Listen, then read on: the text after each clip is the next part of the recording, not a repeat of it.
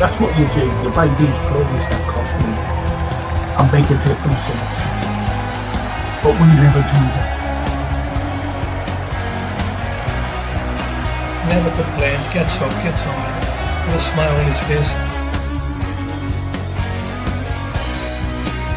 You just want you to sit in your chair and go, hip hip hooray, to the Western press and the Western narrative, regurgitating the same old, every single day, without the sun.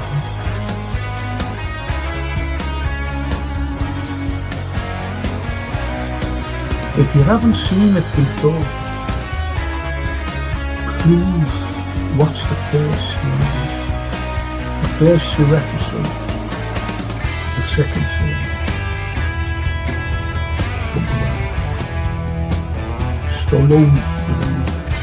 We are on the site of the castle.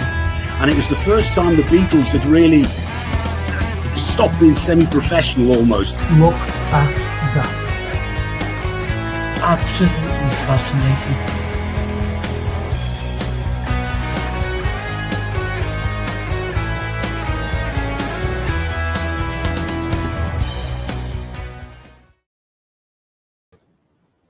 Hello everyone. I don't seem to be off here, to be honest, but anyway, it's a very important night tonight. We've got the likes of Witkoff over there in St. Petersburg talking to Putin. We've also got Trump coming out. I don't know about Trump, you know, he keeps changing his mind. You've only got to look at the tariffs. Then he backed down. I think it was Elon Musk who went like, don't do it, it'll crash. The whole economic situation around the world had collapsed, especially their bonds, you know, what they sell to everybody around the world. But anyway, we'll be talking about that later on. And also, what's happening in this country is a legislation. I don't know whether it's come out now or what. But anyway, anyone preaching the Christian gospel, you know the way you get them going, you've had them for years going around, you know, like the Salvation Army and things like that, and ordinary people, you know, handing out leaflets, Jesus saves, and, you know, Christian things. And they could get 2 years if they do it in this country. What's that telling? What's that telling us? That Christian preachers in a Christian country could get 2 years if they preach Christianity. It saddens me. It saddens me. It really does. It saddens. So what can we do about it? Can we complain? Can we shout from the rooftops? Hang on a minute, this is a Christian country. So we'll be talking about that. I want you to comment as well, please. And our lovely Myra's with us. Hi everyone. Hiya Myra. Oh, lovely person. Lovely person. And as was saying hello back to Myra. Oh, that's lovely. There's the red bears as well. Hi Frank. So's not being around, being ill. Oh, you're Red Bear, come on, you know, you've got to let us know if you're ill. You really have, you know, we think about you all the time, by the way. Myra says, hi Frank. Hi Myra. Our lovely friend from South Africa. And Edward says, Red Bears, it's good that you're okay now. This is what I mean, you know, we're a little community. We've got a smashing little community here and we feel for each other. We worry about each other. So keep us informed. I've got to go to, I was at the doctor's yesterday, you know, for a blood count. Not yet. Yeah, I was at the doctor's the day before yesterday for a blood count and all this. Then I was at the doctor's again for something else. Then they phoned me and said, listen, you know, about your blood count. I said, okay, he went through with all these things. And then an hour or so later, he phoned me back. He said, I want you in first thing about Monday morning. He said, I want to check you out. So I don't know what's wrong with me. Something wrong with me. So I've got to go there on Monday morning. Then I've got to go over and get a chest x-ray to the Royal on the same day. It's just nuts. It's just nuts. So I'll let you know how we get on Monday night. I haven't got a show Monday night. But anyway, I'll let you know things about me. And you've got to let us know, honestly, Redbirds, and anybody else that's here, you've got to keep us informed, because we do miss you when you're not there. The Redbirds, I've been saying it for years, it's not immigration, it's an invasion. But the brainwashed sheepy think illegal immigration is fine. It's the liberals. That's who they are. And these wonderful students. I was an ex-student, as you know, and it was all like, freedom for everybody. Yeah, don't mind freedom for everybody. And I always go along with the philosophy of John Lennon, give peace a chance. And that was like really about the Vietnam War. Give peace a chance, but give peace a chance to everybody. And power to the people. And we've got power, or we had power. Now we haven't got any power. Freedom of speech is gone, especially with what's coming out today. You see what I mean? And it's so depressing. It really is depressing what's going on in our fine country. I remember being a little junior in school, and I think I've mentioned this before. We used to have a calendar. You get the calendars on the wall, and each month. And I always remember when we were breaking up for our summer holidays. There's a little scene. There's a little scene on the wall. The calendar, and what you see a couple of kids standing at a garden gate, and they look down. And they look down now at it's like a valley, beautiful trees, beautiful fields, the way they drew things in those days. And then down this valley, you see a little cottage with smoke coming out. And that was the scene. 2 kids at a garden fence, looking down the road, and it's goes into like a valley or a dale or a vale or whatever, and you see this little cottage and the sun coming down, the sunbeams. That's gone. That's gone. And it's gone forever. It really has. It's gone forever. This is a traditional English countryside, Scottish countryside, Welsh countryside. And it's disappearing before our very eyes.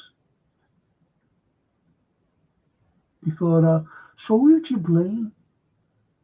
Who's really to blame for all this, what's going on? And I've always said, you've heard me saying it, that America had to take out 7 countries in the Middle East and 7 leaders in the Middle East. And, you think like, lots of people say, like, it's men. It's not men, There's a backdrop with what the men are saying, but there's war hawks right behind them. And they're women. You've got the likes of Victoria Nuland, who masterminded the coup d'etat, the Maidan coup d'etat in 2014 in Kiev, where lots of people died, and they overthrew a legitimate government of the Ukraine, because that legitimate government, they wanted to, parley with the West, the EU, and they also wanted to parley with Russia. And what's wrong with that? What's wrong with trading with anyone in the EU, in the West, and Russia? What was wrong with that? Well, they didn't like that, you see, because they didn't like Putin. They don't like Russia, and they wanted to get into Russia and destroy their land. They wanted to chop it up and obviously go in and take everything. Because Russia is so vast, it's got everything. It's got everything. What you eat off the table, they've got. And the export. It's incredible what they wanted to do with that Maidan coup d'etat. And it was led by Victoria Nuland. You had the likes of Hillary Clinton. Clinton was she was horrible. And she sang only last year or the year before. No, what was it? And it was, she came over, she was being interviewed, and they mentioned about Gaddafi. And she sang a little song, and now he's dead. He came, we saw, and now he's dead. And it was horrible. Horrible. She was a war hawk, like Victoria Nuland, a war hawk. And this is what she said. We came, we saw, now he's dead. He's dead. We came, we saw, he's dead. That's all she said. And that was Gaddafi. Gaddafi was a lovely man, believe it or not. Never mind all what you hear about Gaddafi, the propaganda. He was good to his people. He was good to his people. And they've always tried to get Iran at Iran. Ever since the Shah of Persia was deposed and sent into exile, they've hated them ever since. And there's Trump. I don't trust Trump with Iran. I really don't. He could start a Middle Eastern war, and I mean go right through. It's just, and it's all for Israel. I just seen, I just went through Facebook, and I got a message to say, hey, I'll look at this, have a look at this, right?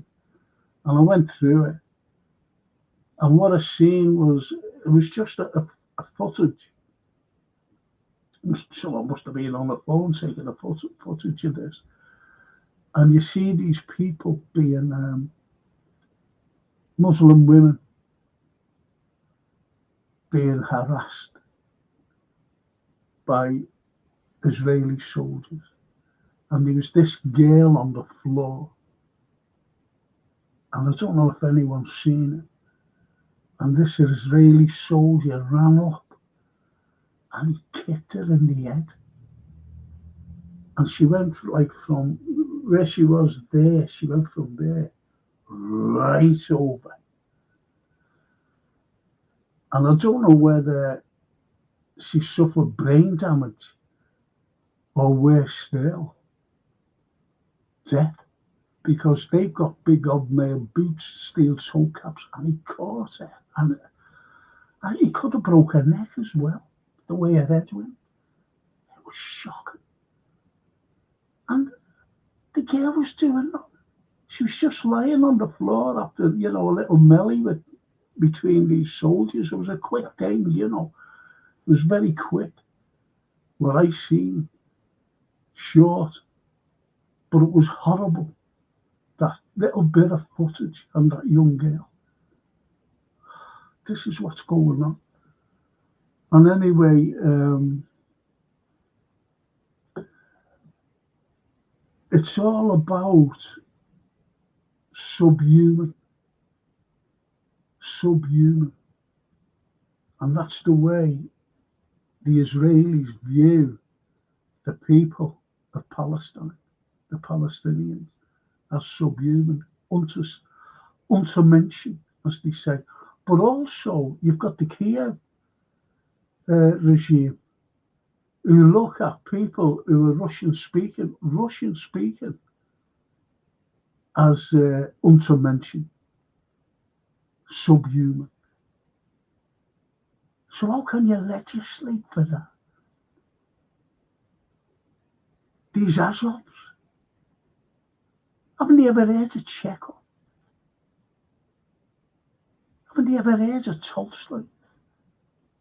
Haven't you ever heard of Tchaikovsky, Rimsky-Korsakov? Haven't you ever heard of Solzhenitsyn? Haven't you ever heard of any of these people? These great people who, they banned their culture. They banned the Russian Orthodox Church. They desecrated the Russian Orthodox Church, imprisoned the priests and the parishioners. And this is all what's going on. There's Sersky, the big general who's losing battles left, right and centre. And he said, we need more men. We need 30,000 men every month. What's that telling you? They're losing 30,000 men every month. Even when they invaded Kursk, which was the biggest catastrophe in any military operation in any war.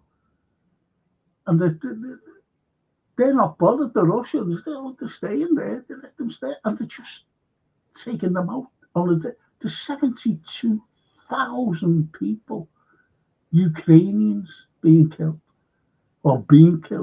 up to now. 72,000.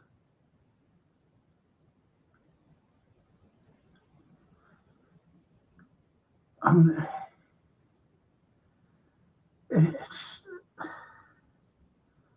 but anyway, what you've got now is Witkoff over there in St. Petersburg talking to Putin.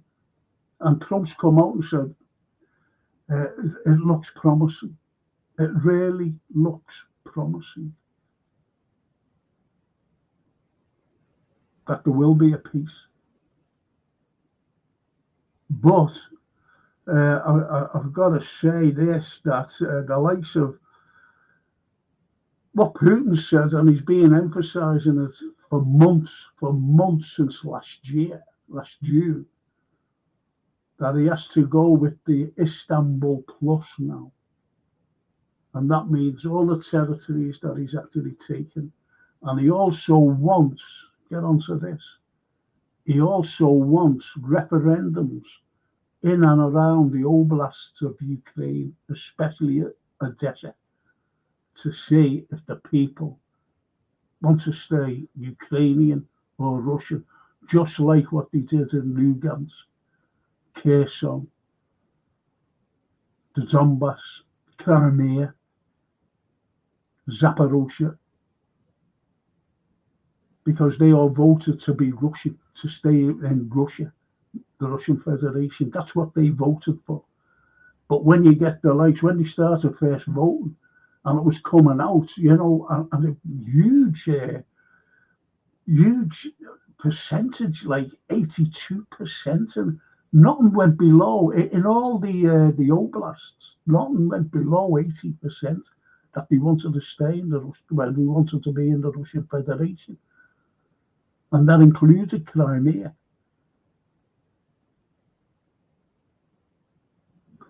But you had the propaganda coming out in the Western press. I used to read the Western press then. I used to read it, listen to it, and they were saying they were held by gunpoint, the people. Wow, I can't believe that. Not in the modern day, not in the 21st century, going into a ballot box, with a gun pointed.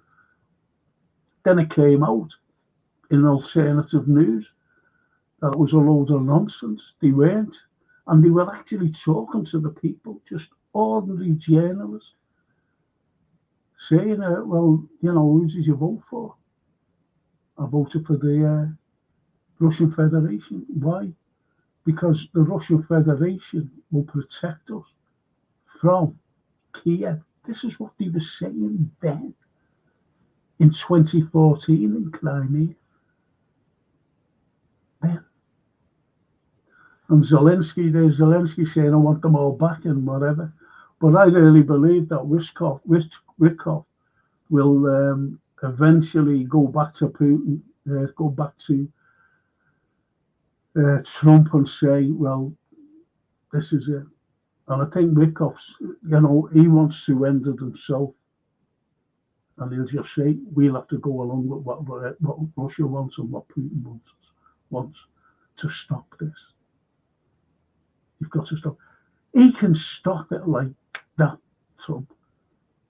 And see, I'm thinking, well, why is he sending over arms to them and money?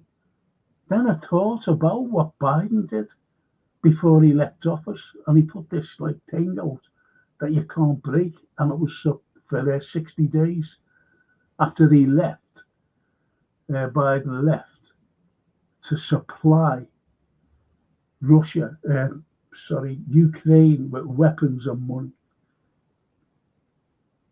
And there's Zelensky asking for $50 million, $50 billion of the EU to give America for arms. But America's got none. The European Union haven't. Then you've got the willing, haven't you? All this willing thing. The coalition of the willing. And there's only 6 left. Would say, yeah, well, we go as peacemakers, boots on the ground. But Putin's warned them. Anyone who comes in will be targeted. Because as he knows, and as I know, and as you know, it's not a peace thing. That's a load of nonsense. A peace envoy, What would 20,000 British soldiers do? Whereas 1.2 million Ukrainians couldn't do. What are 20,000 British soldiers do? It's hilarious. And the French, what are they going to do? What are the Balkan states? They're a couple of members of the 6. You've got Britain, you've got France, you've got Estonia, Lithuania.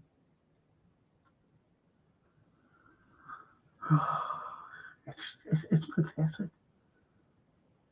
It's pathetic. This is the willing of the 6, or the willing of the delusional. Let's see what you're saying, my wonderful friends.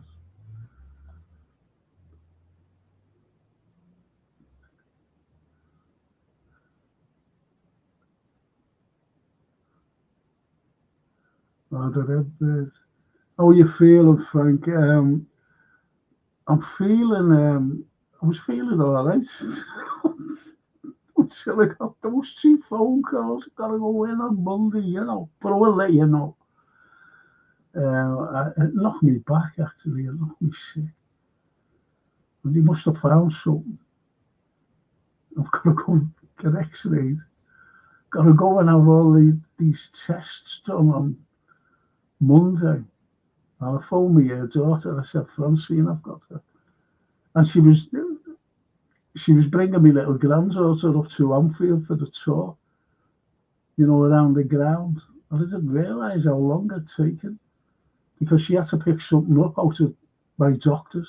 I said, will you pick it up? She said, yeah, Dad, don't worry. She phoned me. She said, just got out now. And this is at 5 o'clock.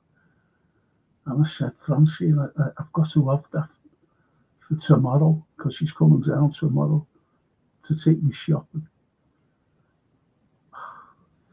So she said, I won't shut yet, Dad. I'll go out. So stuff she's got. So I will keep you informed about little Frank here. But anyway, as it's, thanks for asking, Red Bear. Thank you.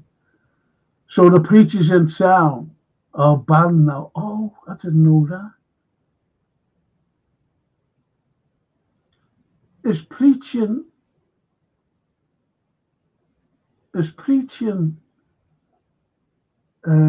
freedom of speech as well? That's what I don't know.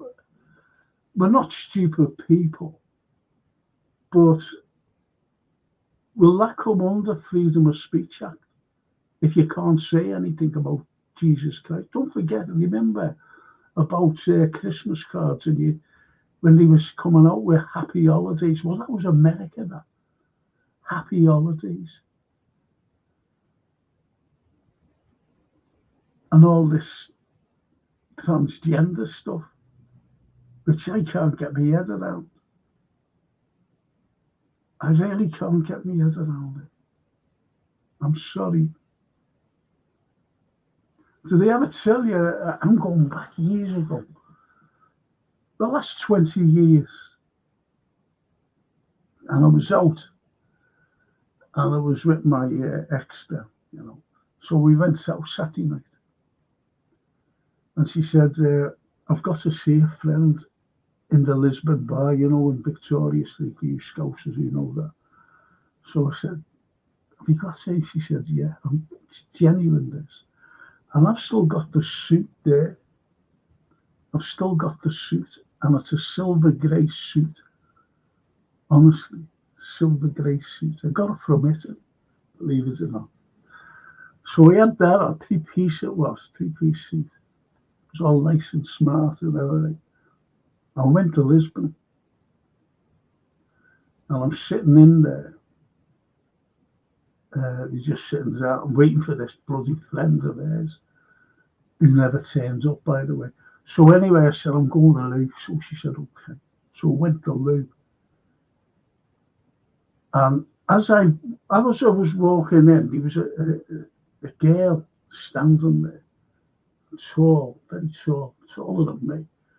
And, I'd never looked at her. I just knew that the dress on and that. So I goes in. And I'm having a pee. And who comes in was this girl. And the dress went up and she was having a pee. But it wasn't a girl, it was a fella. And I got the shock of my life. And it just went, and the fucking thing, me, it's all over. It's all over, silver grey shit. You know what I mean? And I thought, but it's like that now. And I said to my daughter, Francine, I said, my granddaughter now, she's coming up to 13 in June. And I said, I don't want her going into toilets, unisex toilets. I don't like that. Am I old-fashioned or am I right? I just don't know anymore. And we're getting told right from wrong, if you know what I mean. So we're always wrong now. I think they will ban if you're wearing a cross as well. My mother always had a thick chain, a cross, big thick cross. She always, and I used to say to her, you look like Sister Amy there, because it was a big cross, like the nuns wore these. And I wonder if they'll ban them. if they're banning Christianity around the streets, that's what they do. Now, would they ban Muslim preachers? I've got to say it. I'm not being racist, but have they been banned?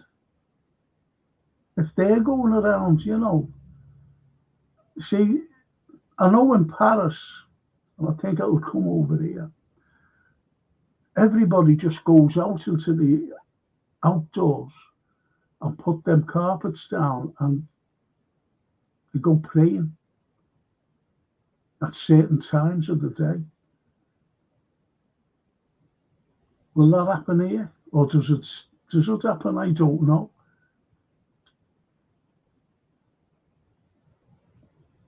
Will he ban that? I just don't know where we're going from. It's become lunacy. It's become.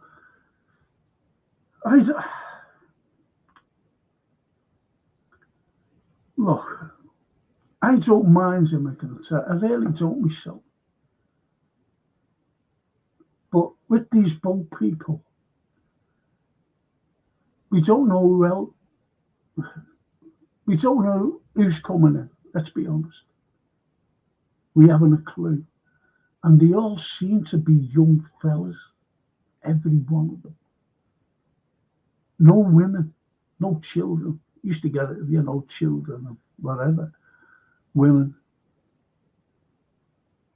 But now, the majority, 95%, are all young men.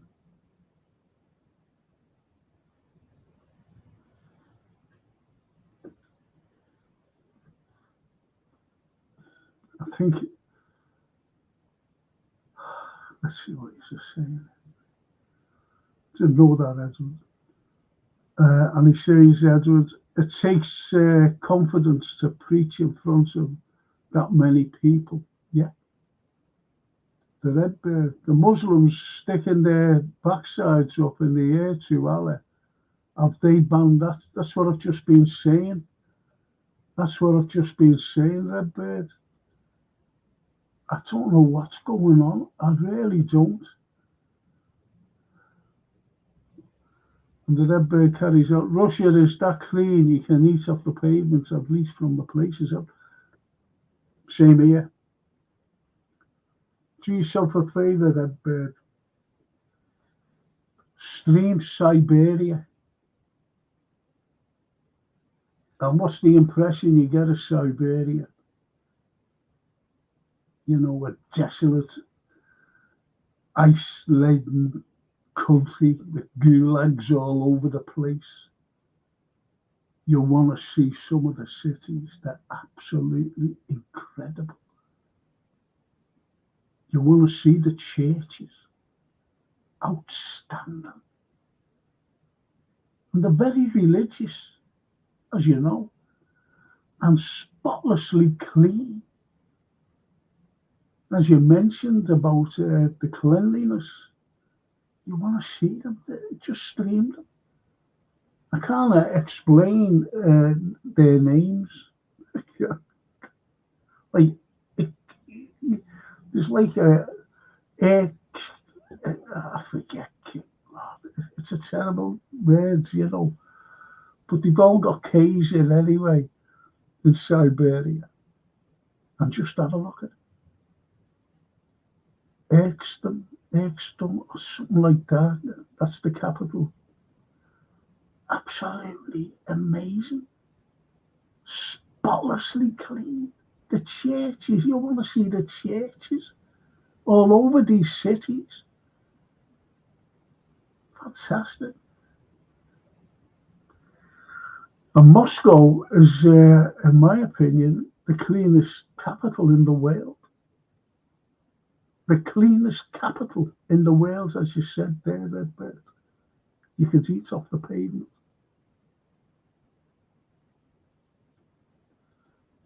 Callum. Now, Callum has changed his name from the greatest copite in the world And on the Coppite, I'm just absolutely delighted with Mo. Absolutely delighted with that. But we knew that anyway, didn't we? Remember when we go back to the football show at the beginning of the season, and they'll sign whoever it was, and they go, and Virgil sign, and as you know, well, it'll be like 2 new signings. We said that, didn't we? 2 new signings, so we won't have to sign anybody. That's why they kept it back. So hello, Callum, if you're still with us. And Edward says, Frank, I haven't been keeping up. Sounds like both wars are still on. Of course. Of course. And the way Russia are taking everybody up. You might think that they're just fighting the Ukrainians. They're not. They're fighting NATO. And NATO's best arms. They're fighting them and they're destroying them. It's incredible. As I said before, you know, the Russian intel knew that they were going in. They just knew. They said, all right, let them come in. They're not getting back out. And that's why 72,000 lads have been killed. I watched, there's a thing called Murat, M-U-R-A-T, and I watched that, you know, and it just shows you what's going on. And there was this mercenaries, and it says, you know, they call it these mercenaries, and a couple got away, and one of them was English, and he was saying F and C's, F and C's. And I said, well, you ran away, fella. You know, it's just sitting there watching it, saying, well, you ran away. You don't see his face, but you do see it because he's got a body camera on him. He ran away. That's how fucking brave they are. Myra. Russia was an atheist and communist country. Now it's a Christian country. The Western countries were a Christian and democratic. Now it's ruling elite rules and becoming atheist. That's a very good point, though. That's a very good point because the elites run the world, or they're trying to. They can't run. See, Myra, I was looking at a church in Moscow. You know, there's a person who walks around and it's like Walk With Me in Moscow or something like that, or Life in Moscow. And he goes on walks, great. And he comes to this church. It's only a small church, but never that. It was a big church, but small in comparison to some of them. And beautiful, though, you know, with the domes and gold domes and things. And that was built, and there's my point.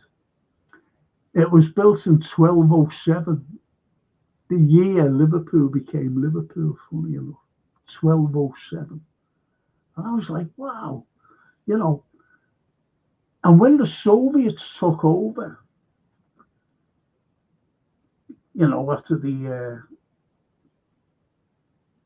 1917 revolution and going on, and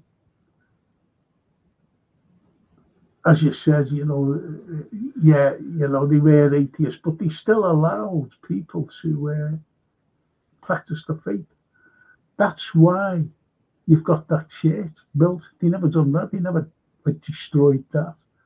They didn't destroy all the other churches that was built, that been built for hundreds of years. Big churches all over Russia. They're not all new, you know, since 1989 when the wall came down and the Soviets, you know, that was there, it was all over. But these churches have been there for hundreds of years. They never destroyed them. Do you see what I mean? Whether you're atheist or what, they didn't destroy them. They could have gone into St. Basil's, that wonderful, unbelievable, iconic cathedral, but they didn't. And that's in the grounds of the Kremlin. They didn't do anything to it.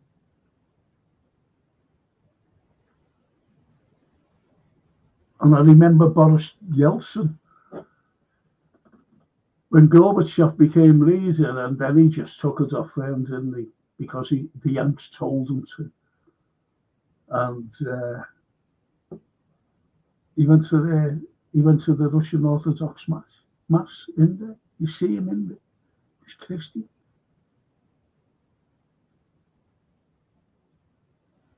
You see, so it's like propaganda as you were going about the Soviet, the Cold War, I'll say, and the Soviet Union, and what you were getting told. And it was all propaganda. So you had the Cold War from the Second World War.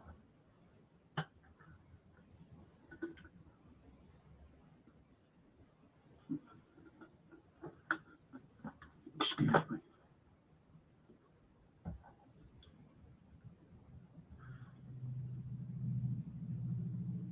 And when you think about propaganda, it is a very, very harsh thing.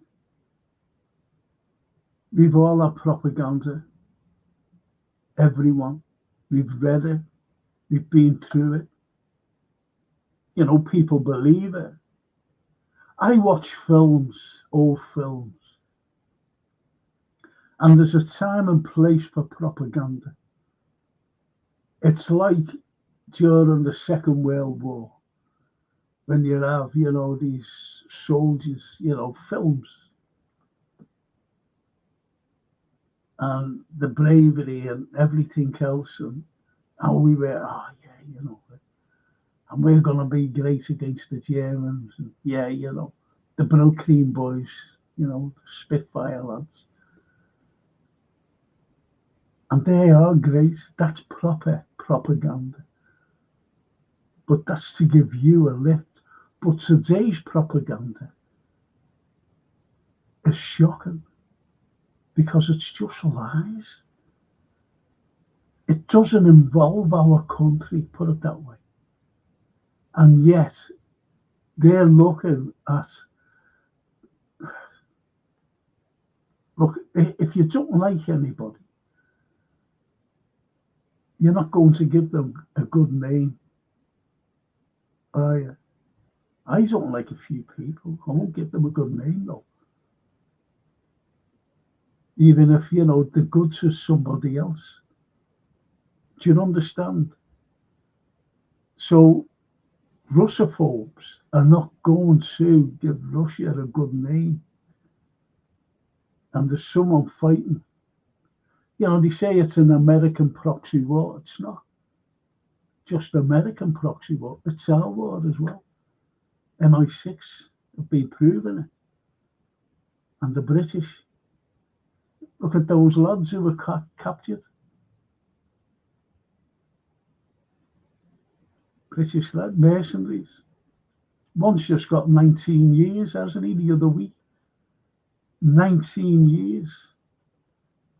And he'd be better off dead.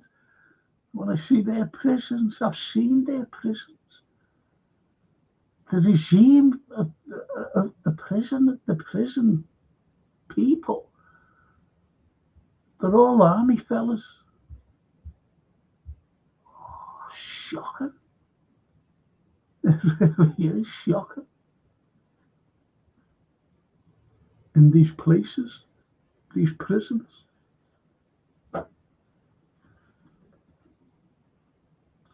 So this is what you get. If you're captured, you could either face the death penalty, but they have got fellas, they've got the Azovs. They've captured loads of them. And they're going to be brought up for war crimes. you know, for the people in Kursk.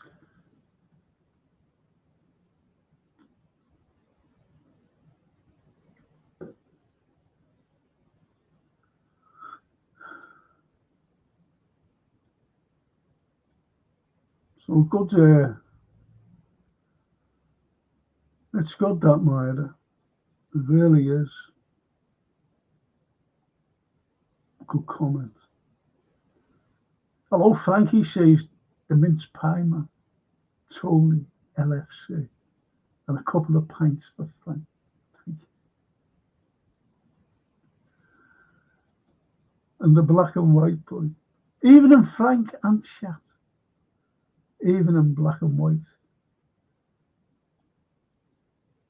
Hope you're well, fella. The red bird. I'll keep you in my prayers, Frank. Hope everything turns out to be okay. Thank you, red bird. Appreciate that. I say 2 prayers every night. Even when, I've had nights out.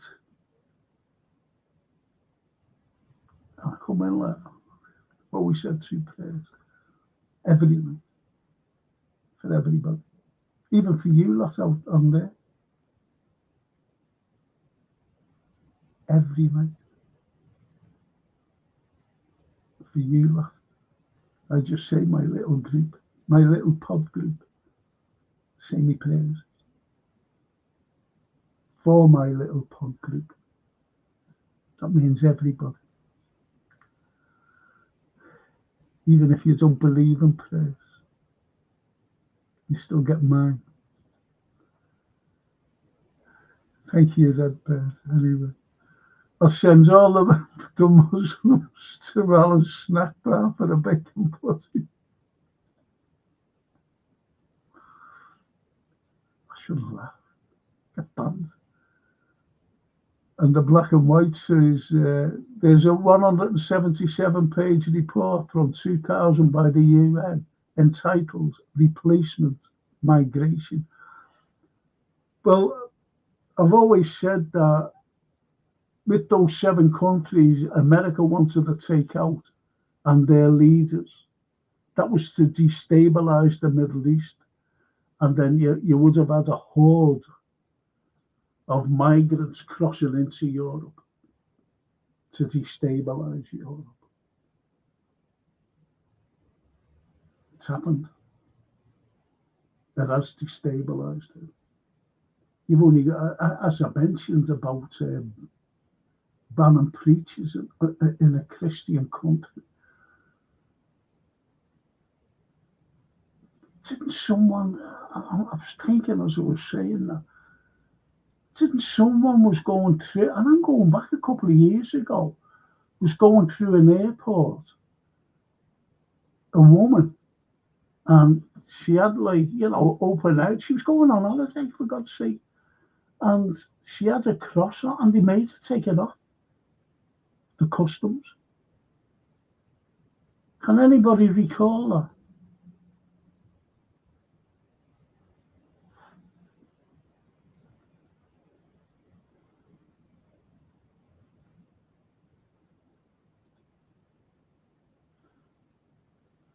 And the red bird says, you're right, Frank, but unfortunately, morality is now a lost cause. What is morality? Has morality gone? I know what you're talking about that transgender thing and what happened to me when I was in the Lisbon.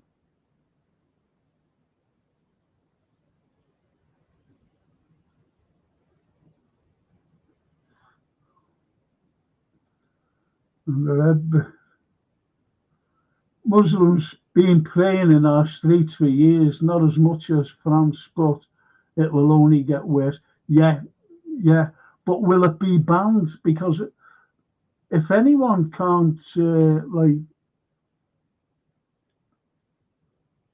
like the Salvation Army where they're beating out, onward Christian soldiers, will they be banned?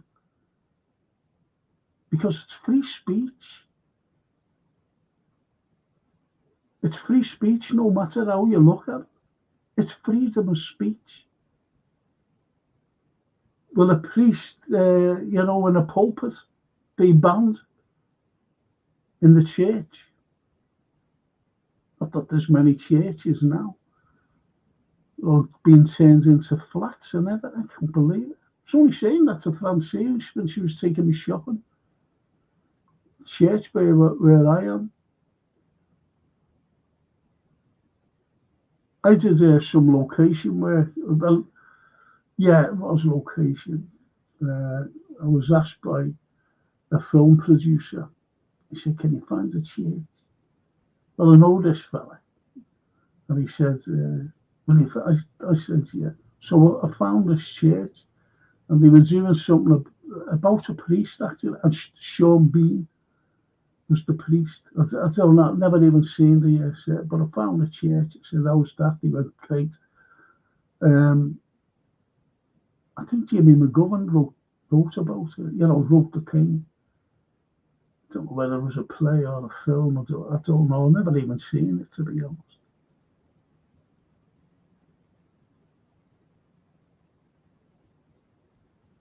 And that church today are flats, student flats, a church.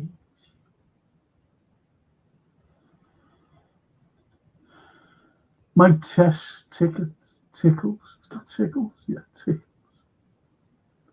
She's always wearing the reading glasses, shouldn't I? And he says, "Hi. Hiya, Mike. First time you're here.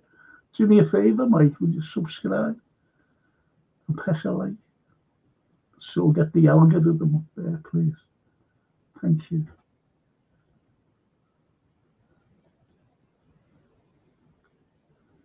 And Edward says, "It's like we don't have a say. Who puts these laws in?" Exactly.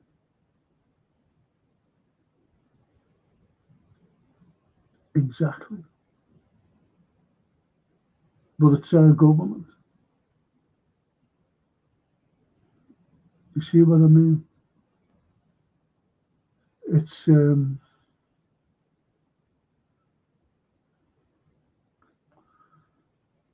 you've got to understand a lot of things about, like, these legislations. Some legislations you're told about, others that are just sneaked in, and no one's ever mentioned to me about that until I seen it just before I come in here. So that's been sneaked in, because I'm sure even on our football show, even on this current affairs here program we do, or even the film and TV review, which goes out tomorrow, someone would have mentioned it.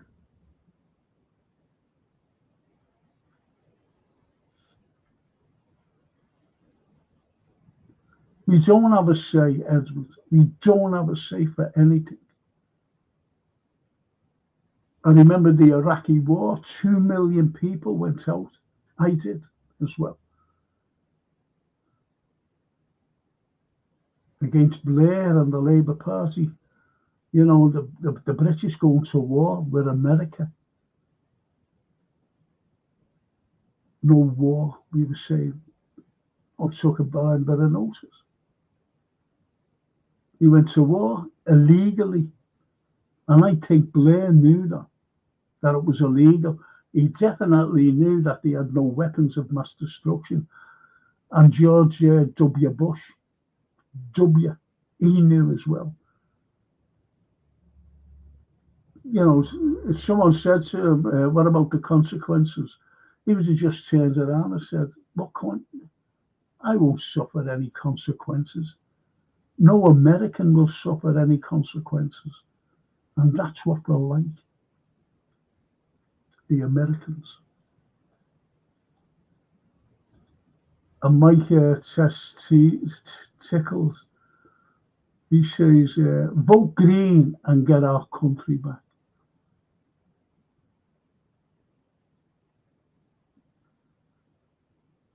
People are saying about reform.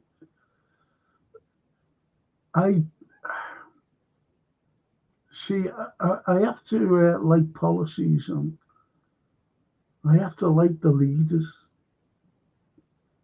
Keir Starmer, he hoodwinked everybody. Everybody.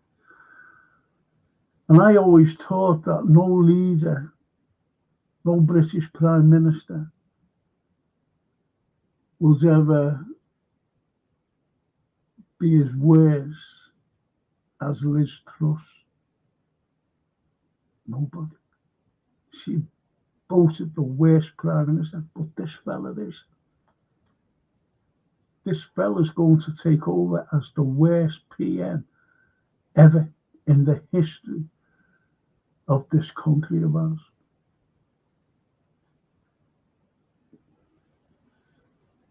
Who's ever thought anyone worse than Thatcher?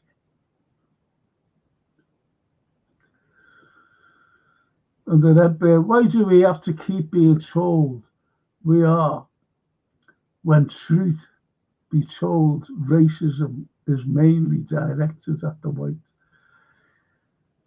It's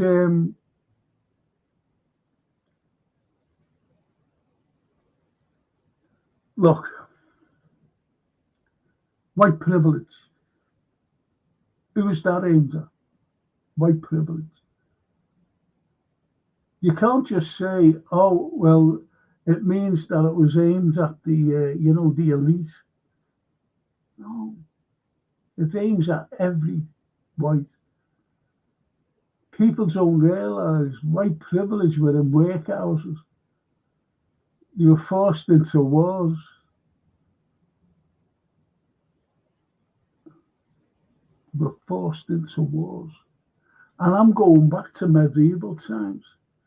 Like the little fellas who were tilling the land and ploughing the land for the baron or the earl or the lords of the manor. And if he wanted a little battle or skirmish with someone, he could have them. Come on.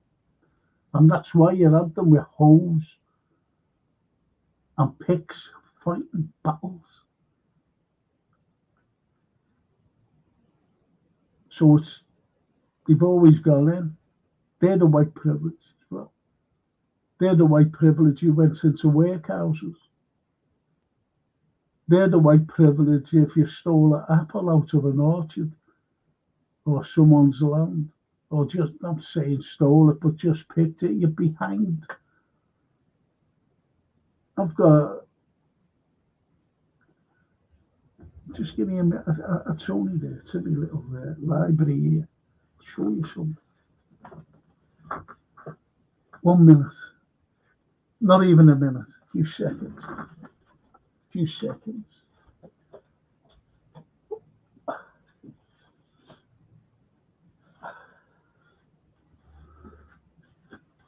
Okay.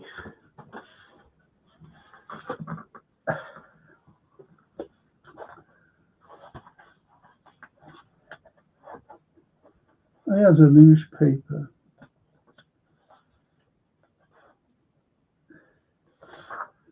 It's a cracking newspaper. Just bear with me, Captain. I just wish I had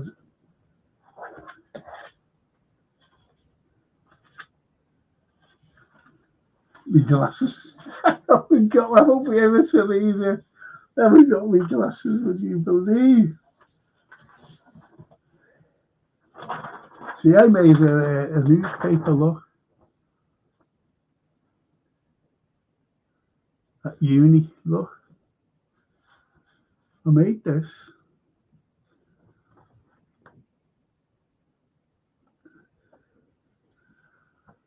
Right. 4 pages. Look at the back one. And look.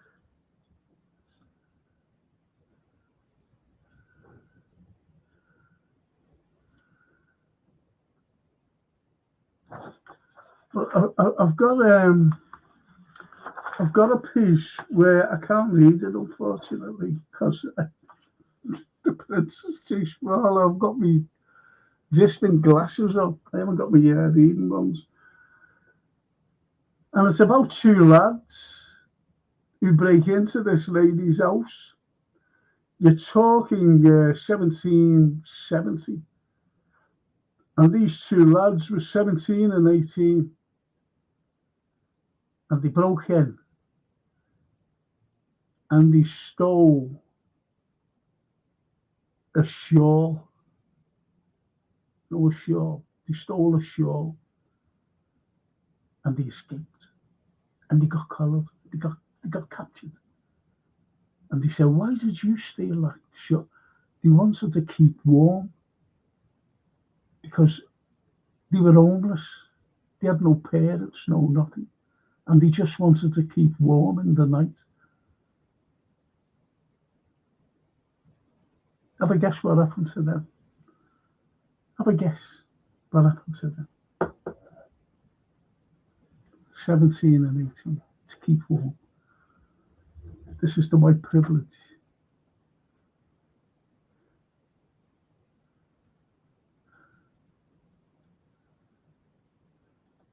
Gary Rigby. Evening, everyone. Norway is very clean. I went last year. Did you like the fjords? I used to stream Gararinger or something. You see the big boat coming in with all the tourists. Fantastic. Fantastic.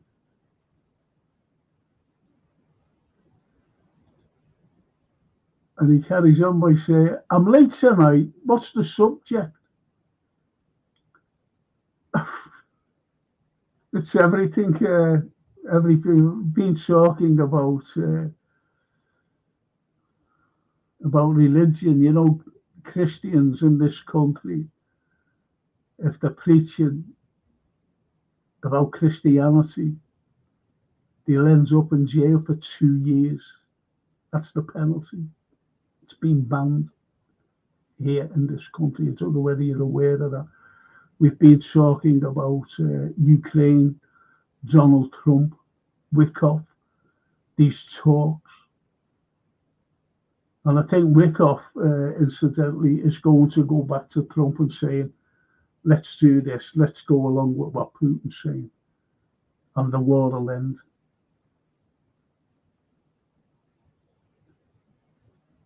He wants to denazify Ukraine because he said they are the biggest culprits.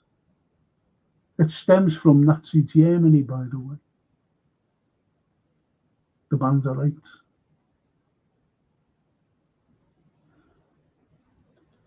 And Mike says, you vote UKIP or Reform, Redbird pal. And the Redbird, no dictator will stop me saying my prayers. And this is what it's about. This is a, you know, Mike says there, you know, vote like Reform or whatever. Now, if you look at Nigel Farage, he wants to stop immigrants. He just wants to. And my question is, how is he going to stop them? How? We've got a British Navy there he can't stop. But yes, the irony of that, or the delusion of that, is that Starmer wants to send our Royal Navy into the Black Sea to stop the Russians. You can't make it up. They can't stop people in fucking dinghies.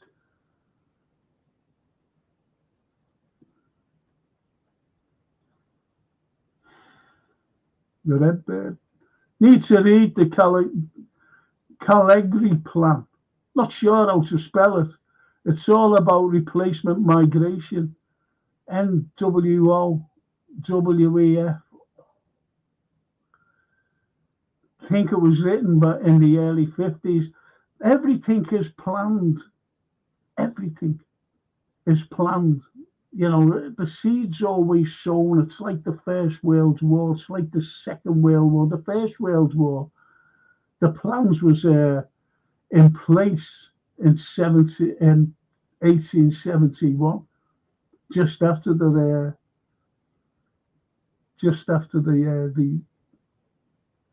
French, and they're having a little brownie with everyone. The Russo-Franco War.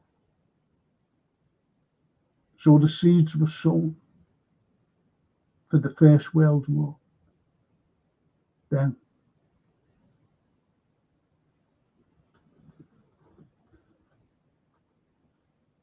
So this is what you've got. You've got seeds sown. And yeah, you know, everything is... and where are these seeds sown? They're all sown in America. They're all sown in America. Look at the WEF, the World Economic Forum. You've only got to look at that Klaus Schwab and that George Soros.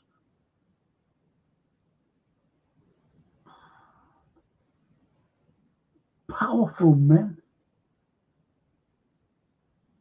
But you've got the women, as I mentioned before. Hillary Clinton. Warmonger. Victoria Nuland, warmonger.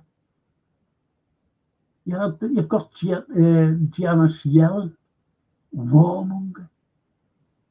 American. They're all bright, she's dead now. Warmonger. They're all Russophobes. You've got Kaya Kallas, the former Estonian Prime Minister or President, whatever they have there. And she's coming out and saying, only today or yesterday, that we have to stop Russia. And with China, we have to stop China too. If they don't comply with us, if they don't comply by saying to them, stop Russia, if they don't come, we'll be at war with them. Callous. Delusion. Alina Baerbock, another one. Another Russophobe who hates Russia. Coming out with all the rhetoric. Not making any sense at all. You've got von der Leyen, another lunatic. Another fucking lunatic. Trying to be brave, you know, because the other fella, Trump, he went back. He drew back about the liberty thing and the tariffs. And von der Leyen said, well, you know, she was terrified. And then she's come out trying to be brave and everything. She said, well, we were going to tell, we will tell Trump what to do. And you don't say that to an unpredictable man like Trump. You don't threaten him.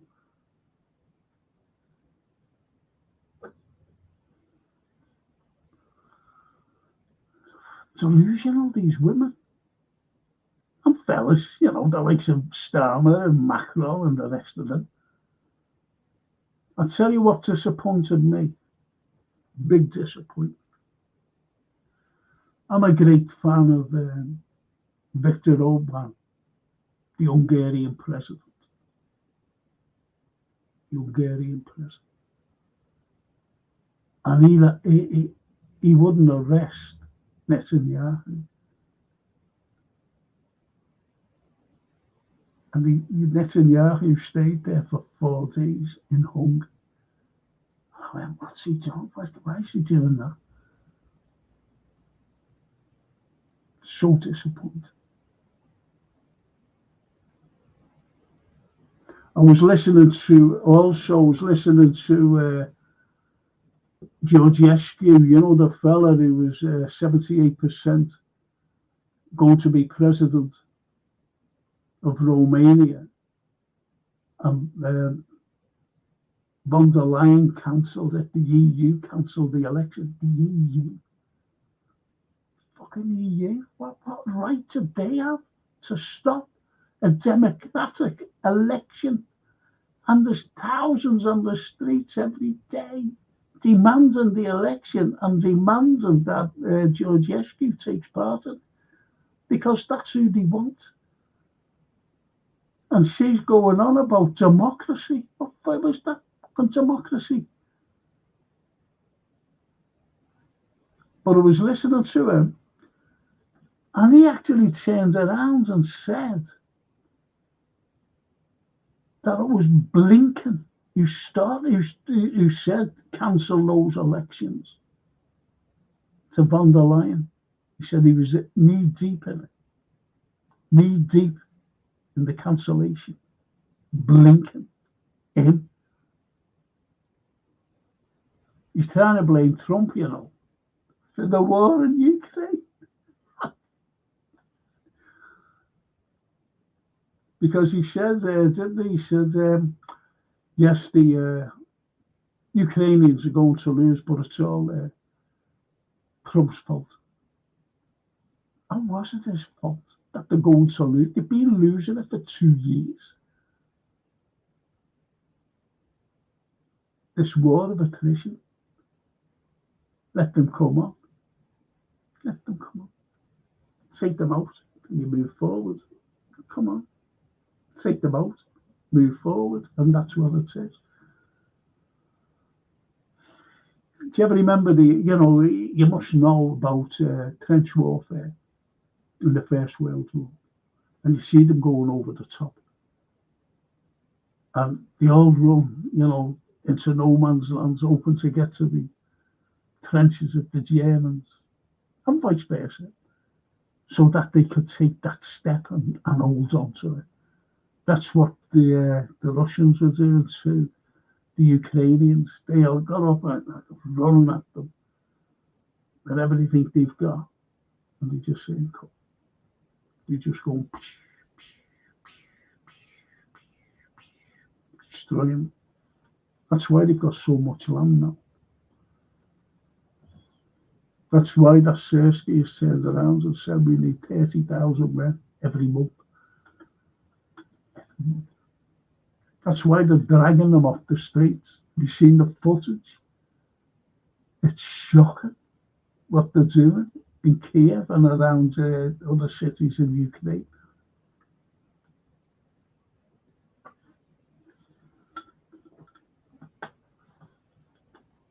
Shocking.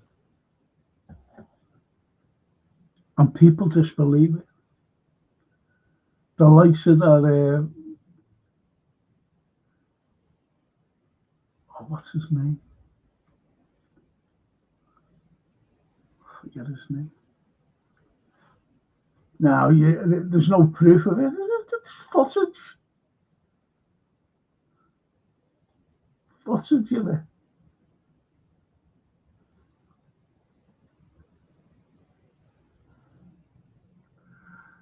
Arthur, hiya Arthur. Hi Frank, nice to see you, looking so fresh and looking like the cat has got the cream. A picture of health after recent weeks and what you have gone through. Let's hope it continues. Thank you. Thank you. Appreciate it. And the Redbird, Mike, I don't trust any of the parties. When it comes to elections, they all talk the talk, but never walk the walk.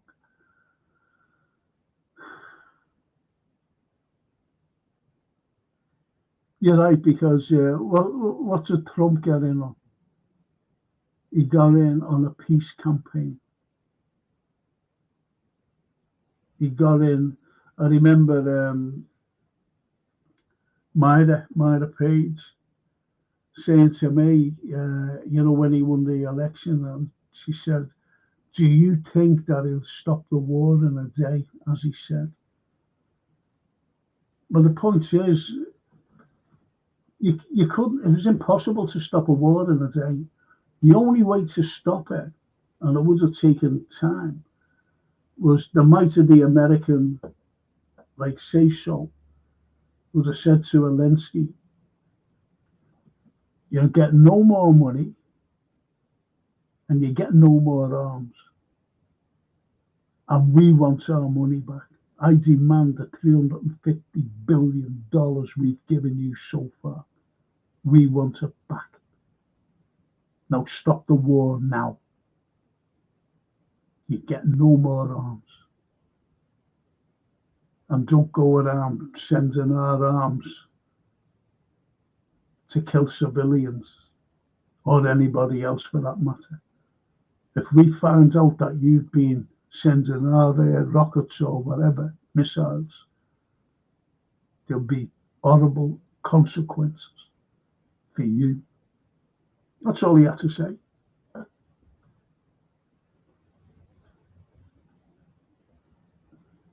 Said none. They've been sneaking laws in over decades. It's all done drip by drip so as not to wake up the sheeple. So if and when they wake up, it'll be too late. Bang on. And Arthur says, sadly, Frank, it's true at times, and times have changed. When the older generation are having to submit to, yeah.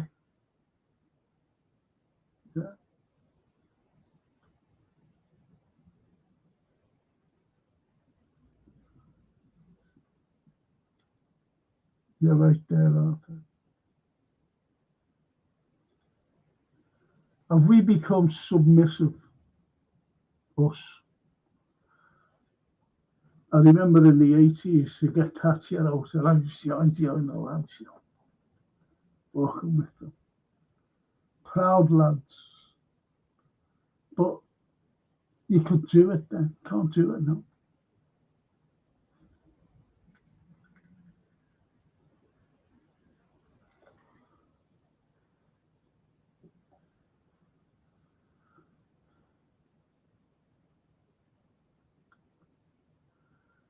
And the Red Bear says, Charles is not my king, he's a secret Muslim. Did you know Boris Johnson's great? Yeah, not sure how many greats. Grandfather was a general in the Ottoman Empire. Yeah, he's got Turkish and also Russian blood, hasn't he? Boris. He's the only man who combs his hair with a balloon. That's how he's got that mad head. The Red Bear. Hit the like, good people, and subscribe if not already. Thank you, Red Bear, for that. Appreciate it. Daryl. 2 more years of the King Verge tomorrow. Yes, the King at the Verge tomorrow. Yes, we said that. We said that at the beginning, Daryl. And Arthur said, regarding my last comment, I was considering the ward integration. What do you mean the ward? Oh, there's DW. Oh, DW. Oh. Even in Frank, it's been a while. I hope you're well. I hope you're well. I've been there going on like the judge, and I've been turning off, the chat.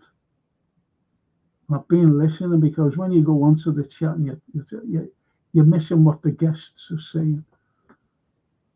But I haven't been going on all the time, unfortunately. I just try and catch the judge, Judge Napolitano, and also Alice Christoforou of a day. I always follow him of a day. It's great on his little walkabouts. talking the talk, what we talk about, rather than the lies and the propaganda. And Myra, ITW, oh, hey there, Myra. Oh, these are two great people. We're together on these things. That's why I've had to explain to the DW and to Myra in many cases. You know, I haven't been like commenting or I haven't been as, how can I put this, like on it all the time now. Even Galway. I think Galway's is becoming, it's the same rhetoric it's like me. It's like me. What can we talk about? What can we talk about? You know, we talk about the same things. We can't predict anything. I know Russia's going to win this war. They've won it already, in other words. They've won it. Russia can go right through. Right through. And what people don't realise, especially that Zelensky and Macron and Starmer and these other idiots, if they wanted to get rid of Putin, say Putin died tomorrow, Medvedev would come in and they haven't a clue who to be dealing with, because Medvedev would just say, flatten it. And he would. He'd just say it. And he'd send every bomber in, every missile, everything into Ukraine and flatten. He will flatten Kiev. He'll just flatten. That's Medvedev.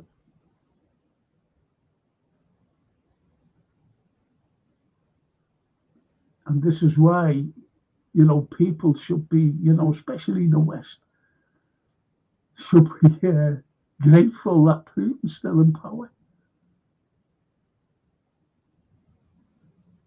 They don't want a Medvedev. I'm telling you.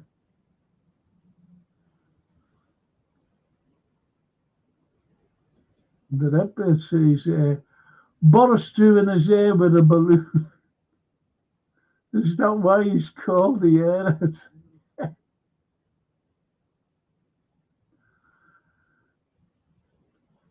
I always remember, and this is why I said it, I always remember,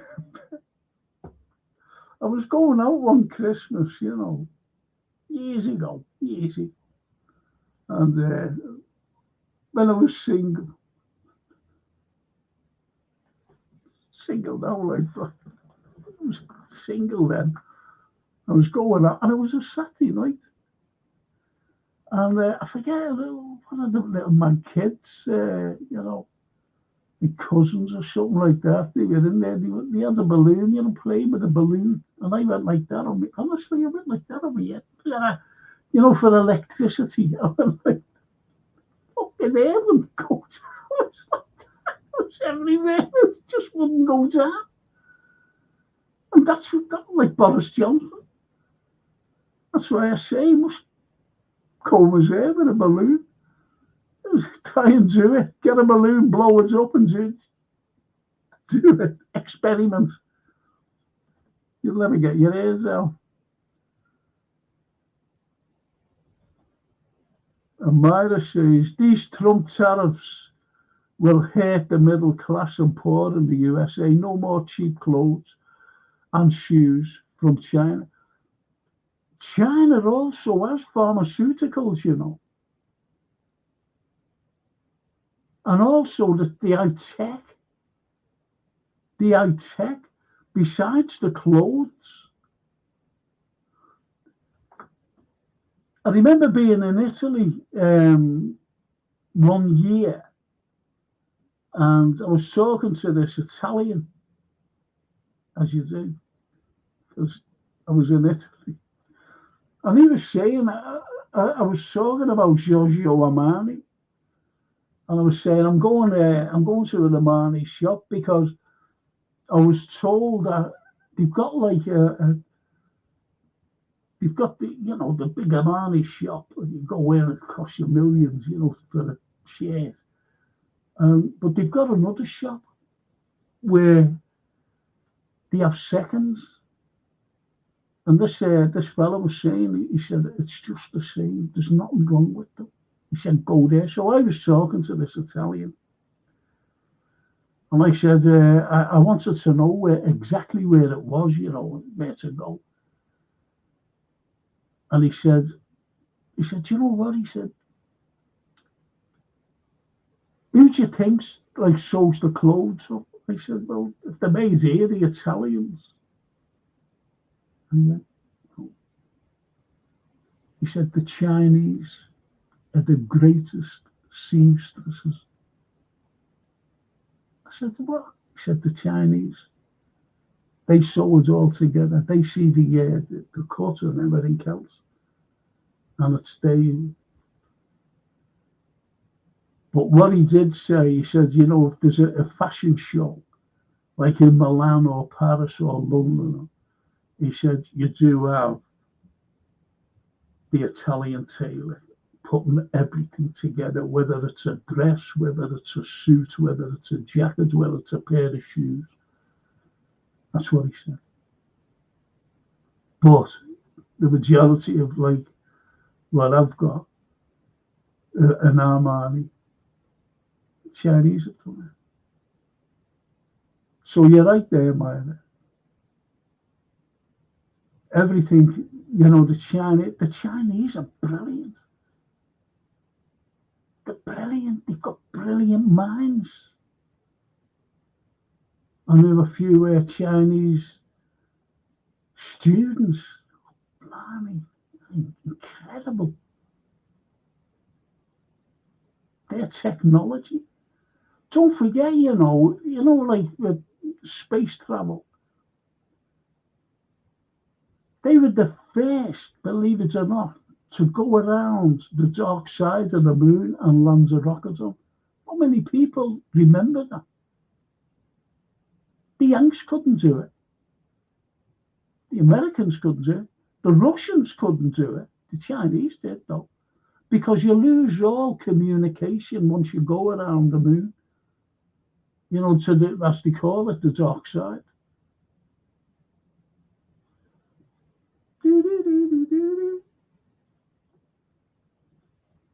I'm going to have a UFO fella on,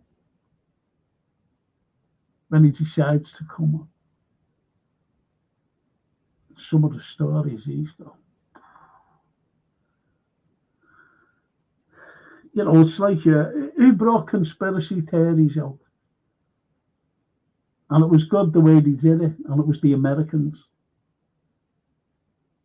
Because you had a fella, and he was saying about the death of JFK. And he said, my theory about him is that it wasn't just one person. It was a number of people.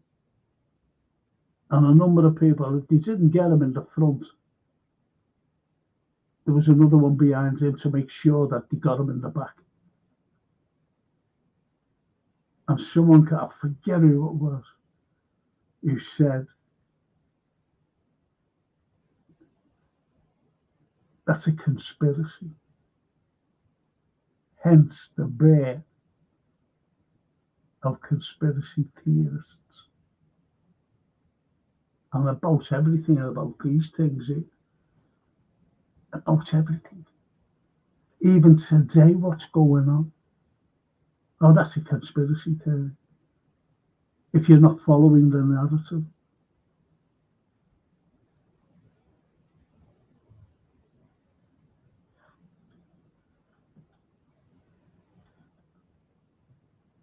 So that's a good shout there, Myra.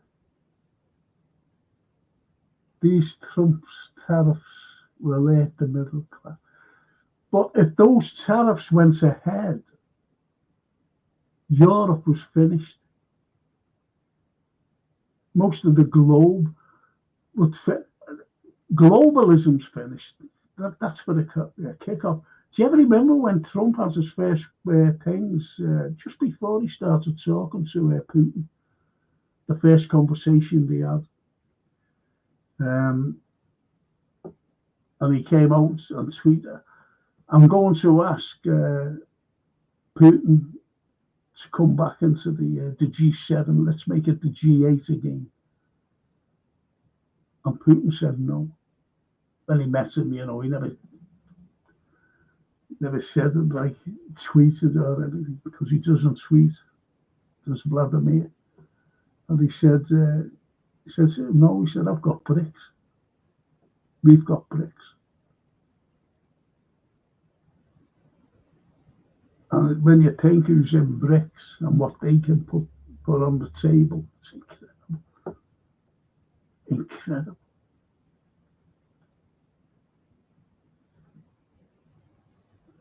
I don't like that Hexet. I don't like him. The Secretary of, what is he? I just don't like what Blinken was. I just don't like him.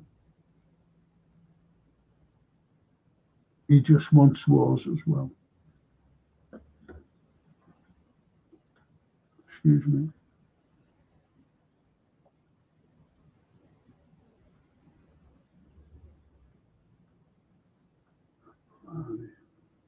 Phone won't go up.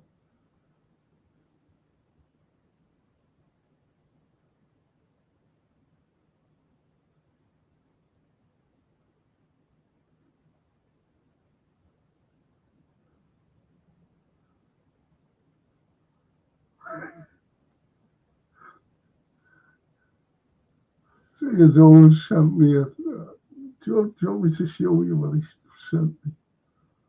Hope you can see this.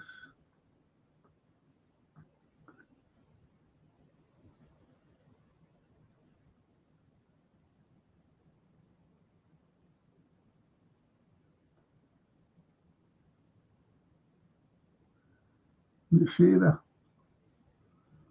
Twins with the whole of the Pairs world.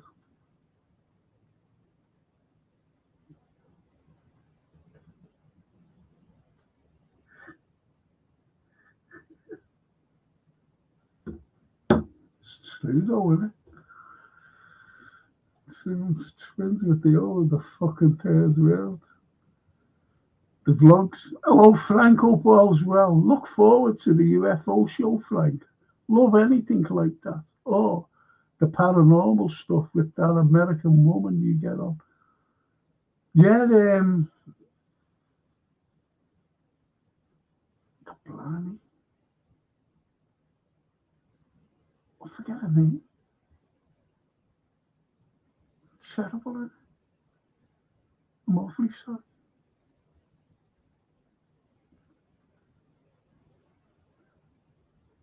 God, blimey, that's terrible, isn't it?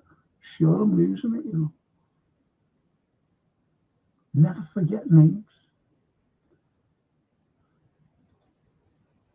And Edward, is the UFO shoe? Yeah, there's a lad, he's brilliant. He's written books. I've had him on before. He was saying about this captured. Hang on. Let me get this right. He was a captured. Do you ever remember Fire in the Sky, that film about that Travis Walton? And he was gone for 5 days. And the police really thought that his lumberjack mates had done him in, killed him, and left him in Duggan's grave and left him in the forest that they were working on, because they were lumberjacks.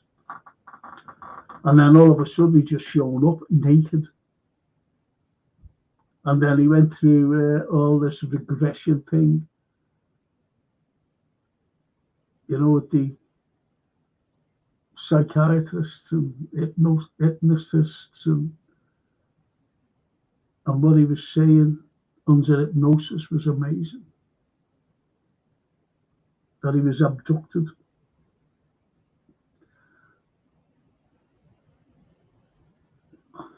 I've got to get this right. Anyway, it was very similar about this fella. He was saying about Travis Walton. But 5 people actually seen him floating in the air, upwards, float, and then into this craft, and gone.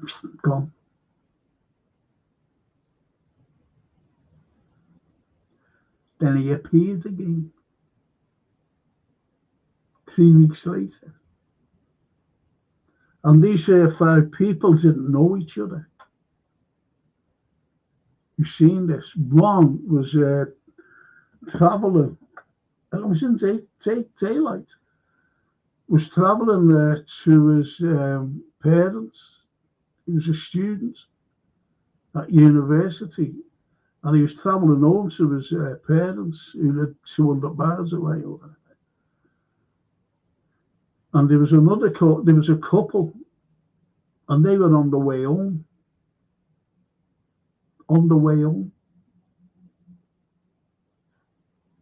For whatever. And then there was one fella, this fella was just hiking.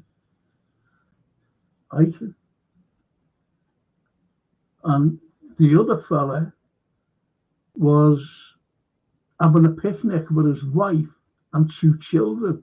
But his wife and 2 children went to this a shop, wherever they were picnicking, by a lake or somewhere. And they went. But those 5 people, as I said, the fella in the car, that student going home, the couple that were on the way home, the fella out hiking, and the fella who was waiting for his wife to come back, because he just sat there. He said, you go and look after the stuff. He was doing the barbecue. And they seen this thing, and this fella,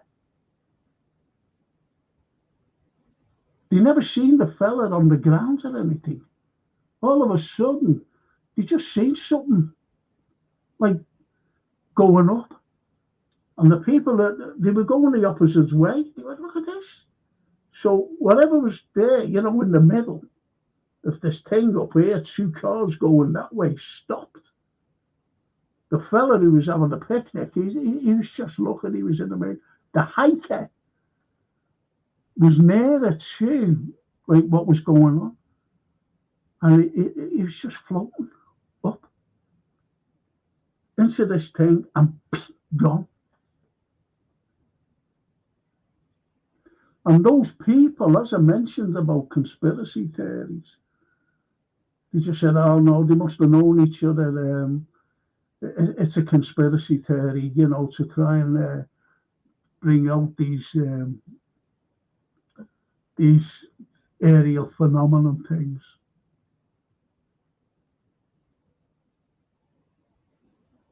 So he's coming on to talk about that and other things as well. Photographs. He's got photographs.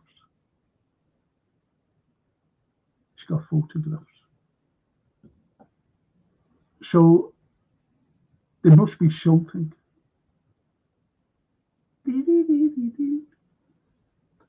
Don't forget, I seen one in France. Amazing. Me and the missus went to watch that Jeff Wayne's War of the Worlds musical in the Liverpool Arena. It was amazing. Defo Go Again.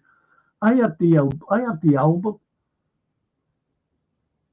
the album. Got it as a present one Christmas. And when you're in transition, with your little bin bag, I just left it. War of the Worlds. That's why I love visionaries.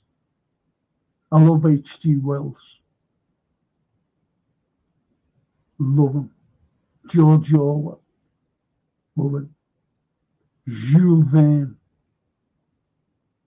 Love him. Leonardo da Vinci. Love him. They're all visionaries, by the way. I don't believe in Nostradamus. There are too many things that it's hard to decipher.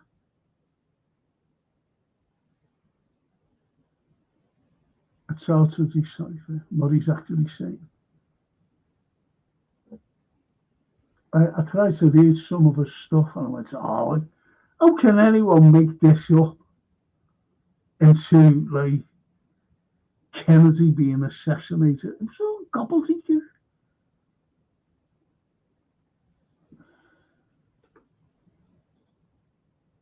Any updates on Roy Evans, Frank? No vlogs. I'm awfully sorry, no.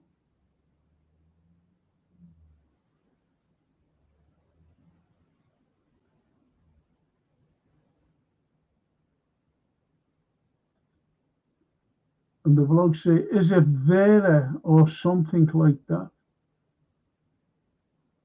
What do you... Oh, do you mean? Yeah. No, it's not Vera. Oh, what's the bloody name?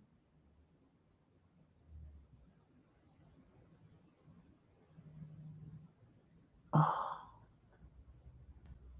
Yes, I'll be having her on, but she'll be on one show. She won't be on this one. That'll be another show, that'll be zero. It won't be a football show either. It'll be like a history show or something like that. Be the history show.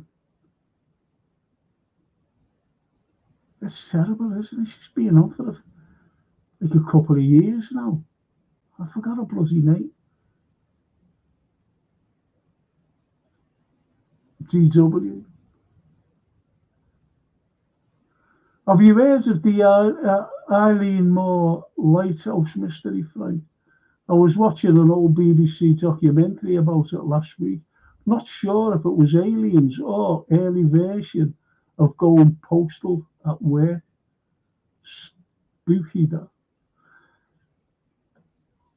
The only lighthouse phenomena I've seen and heard about was about the one in New Zealand, the southern island, where is that something to do with Australia as well? Where it was an abductee from Australia, and this thing left Australia, obviously. He abducted somebody. And in New Zealand, a very southern tip of New Zealand, because I think it's only, I don't know whether it's 10 or 20% of people can only live on the southern island. I'm not quite so sure, 10 or 20%. The others are all rocky and, uninhabitable. But they've got a lighthouse there because of the rocks and everything else, to keep away. And the lighthouse man, or two of them, seen this thing, and it landed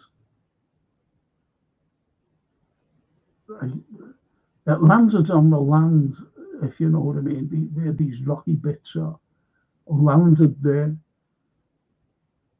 and these alien things came out, whatever they were, you know, like, whatever. And then it went off again. But they seen this figure. They seen a figure. I said, go, go, like that, just like that, up in the blue yonder. And they went over it, very precarious, you know, and cautious. They went over. But it was this fella. It was a man. It was a human being.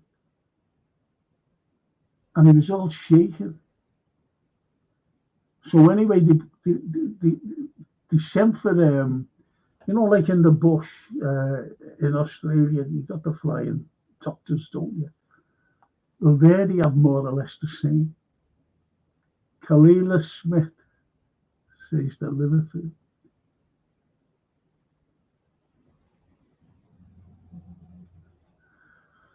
Yes, she's the paranormal lady. Yes, she's be coming on soon. But it's on the history show. Anyway, this fella, so they sent for the doctor, and the doctor came via helicopter, and he took him away. And what they heard, the two lighthouse men, and they got the story back. When, you know, as I said, he was all shaken up and out in the bed. And they gave him shots or something, you know, to calm him down.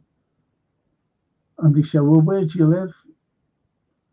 And he said, I live in a place called, it sounded like Wollongong or something like that. You know, those mad Australian names. And he said, that's in Australia. He said, yeah. He said, where am I? He said, you're in New Zealand. He said, where did it go to? Where did it go? How did it get here? And it was through that thing. It was through that thing. Being picked up. And they timed it. You're not going to believe this, right? Whether you believe this, what I'm saying now. But they timed it from when he was picked up to when he landed. Right. From, where was it? We're in Australia. You know where I was in Australia there? Thinking. He was picked up at the western coast of Australia. Northwestern, that is. Or was it south? Well, anyway, no matter what. And he was from there to being dropped off in Australia, South Island, you know, by this lighthouse thing. Less than 10 minutes. 10 minutes. They timed it. Because obviously, you know, they asked, well, what time is this? And he said, say 7 to the lads. You know what I mean? To the lads. Police, or whoever it was, doctors. Yeah, it was about 7 when it, you know, this thing came down and put him on, and then went off again. And then when they say about where I'm going missing, he went missing at 7 o'clock. I'm just saying that, I don't know, I forget the times, but that was it. Within a 10 minutes of going, must have been experimented on because he had like puncture marks on him. 10 minutes.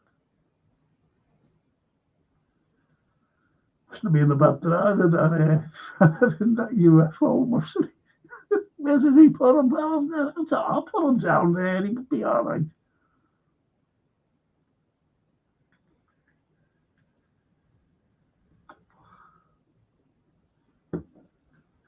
So we'll be having them on.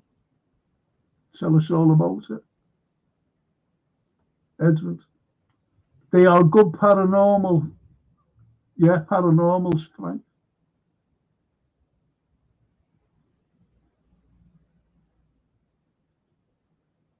The vlogs. Ah, enlightened as well, Frank. Not seen Tommy on your show either for a good few months. Just been going back about a year of your videos to try and find her name and seeing Tommy. I was like, not seeing him. No, fell out with him. Tommy. As good as he was, just fell out with him.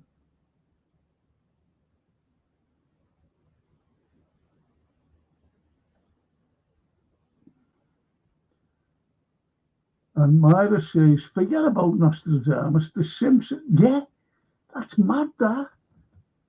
Prediction in the episodes that came through, even Trump, years ago. Incredible what they came up. And they're still rummaging through now, aren't they? All the episodes. To see what else is, in the mix.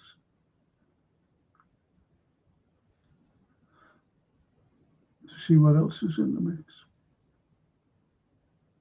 But I just can't, like DW, he's just joined us. And I wonder if he knows anything about, the new legislation gone through about in this country that anyone preaching Christianity in the street Christianity things will go to jail for 2 years. I wonder if he knows anything about that. It's shocking.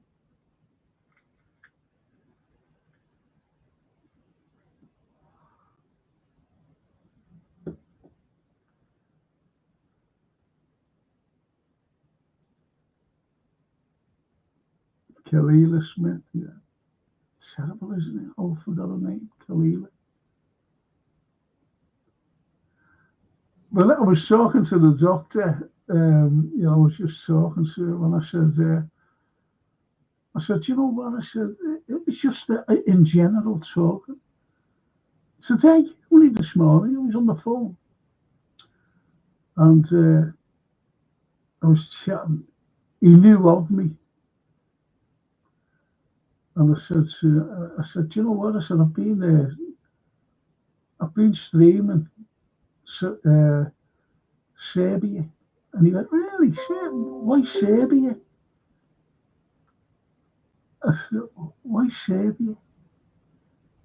He said, and I went, Serbia, and I couldn't think of what.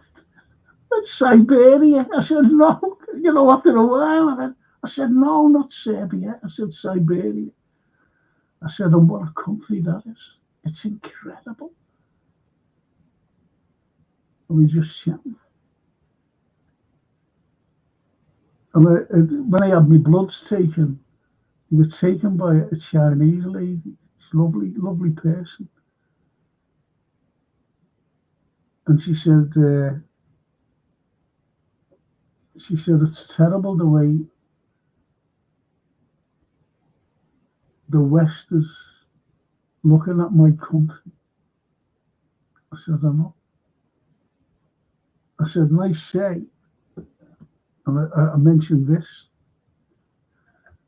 and I said, I say to the people,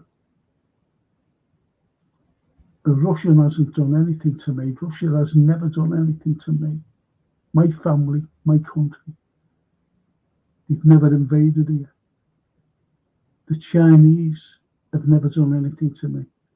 They've never invaded here. I said, the Iranians never invaded here. They've done nothing to me. The North Koreans have never done, yet they're the axis of evil. Just because America says so. And because Europe is under their thumb, they all go, yeah, they're all bad.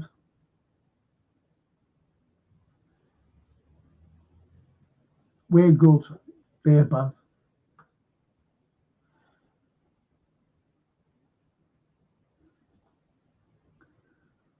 No worries, Frank. Just thought I'd asked in case something happened. No, nothing's happened soon. I believe he's okay. Back in work now, Frank. Have a great night. Thanks, Lee. He's a good lad. Big rest. Arthur Schofield. Frank, there was a film about a lighthouse called The Mist, where the crew of an old galleon ship returned to modern times to take back a certain item belonging to them. Yeah, I never seen that. I know about it. It's like The Fog, isn't it? That film, The Fog, where those people from the past come to the town. Like Jamie Lee Curtis. And the Redbird. Nostradamus can be interpreted in different ways. Exactly. I'm like you, Myra. The Simpsons seem to know the future when you look back on some episodes. It's incredible. It's incredible.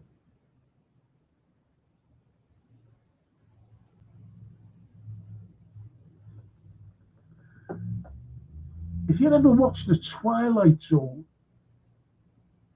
and what was that other program?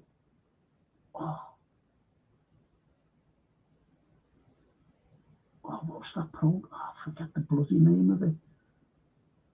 There was The Twilight Zone and One Step Beyond. And some of those things, incredible. And that was before its time and before that happened as well.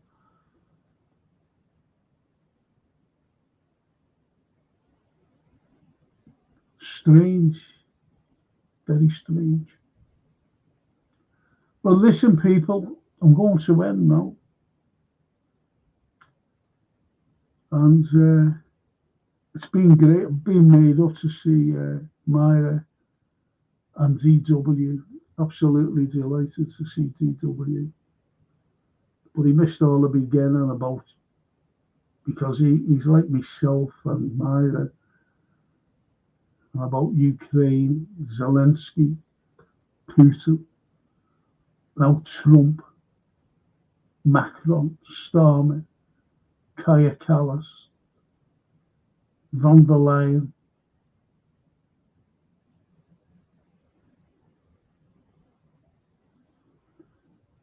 See, this war, I didn't realise that Nazism is tolerated, and it's been proven with the West. With the West.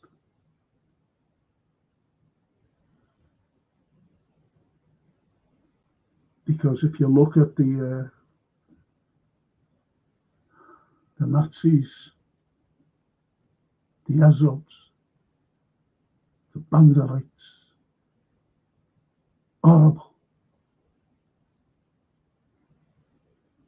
And they're allowing it. In Germany, they've got neo-Nazis. I know, I've seen them in Germany. Neo-Nazis. And I'm going back years ago.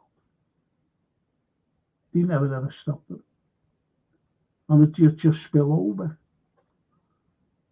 Ukraine has always been like that.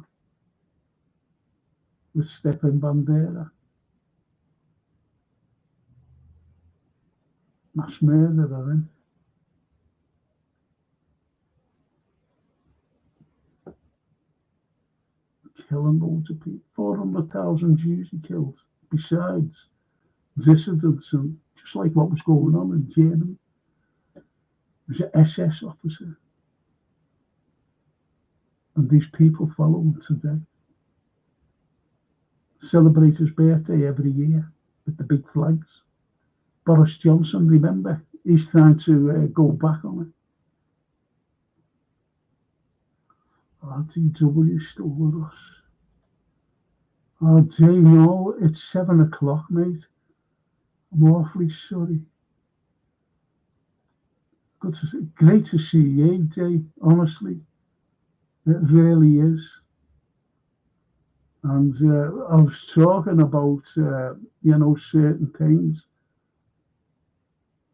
about Ukraine and Wickoff, being over there with Putin now in St. Petersburg.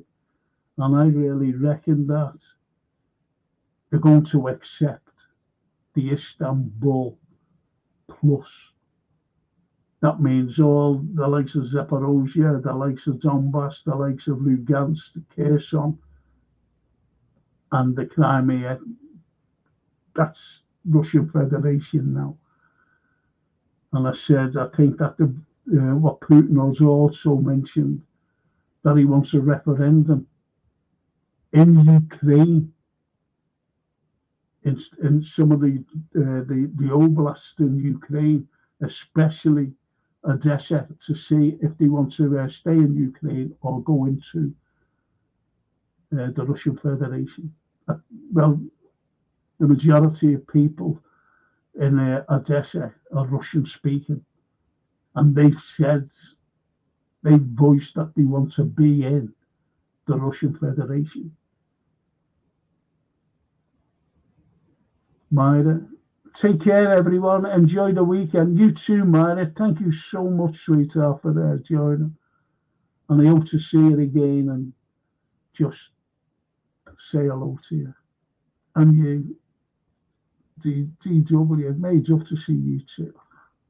And the rest of my little crew there on there. They're all lovely people. Believe you me.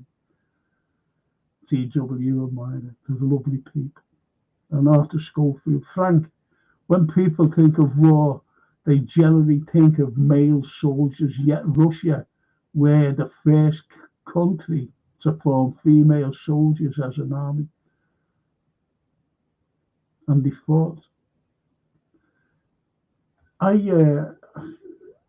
was looking at a place in Siberia called Just Kust. And you want to see the statue there of Mother Russia. Incredible, huge, big white thing. And a little, it's only a small place. And there's a little memorial gardens dedicated to the lads from Just Kust who went to war and lost their lives. And yet they don't get, I'm talking about the whole of Russia, the whole of the Soviets. They're just dismissed with anything. Dismissed. And without them, we'd still be fighting the Germans. 80% of the might of the German army were fighting the Russians, fighting the Soviets, while only 20% were fighting the Allies. Think about that. Think about if it would have been the other way about. They would never have got off they wouldn't have got off the water, never mind the beaches. In Normandy, fighting 80% of the might of the German army.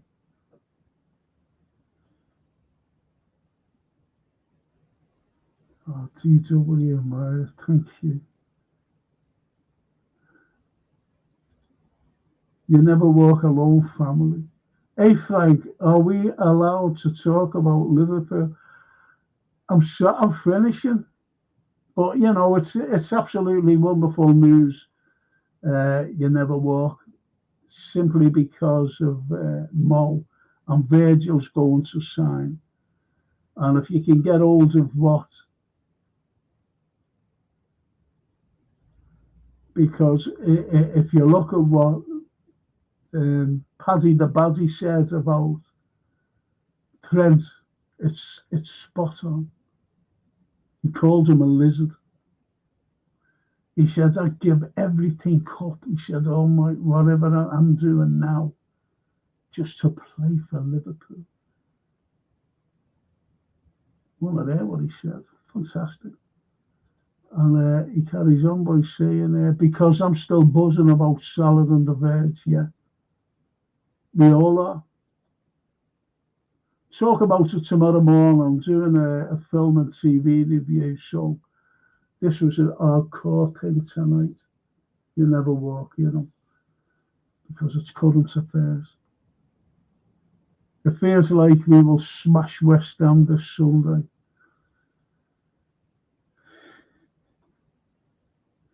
Yeah. The energy at Anfield will be incredible. It's strange, isn't it, how it's for a home game as well, just before a home game, and the reception those two will get. I completely agree with Paddy the Baddy too. Oh, so I'm glad you read that.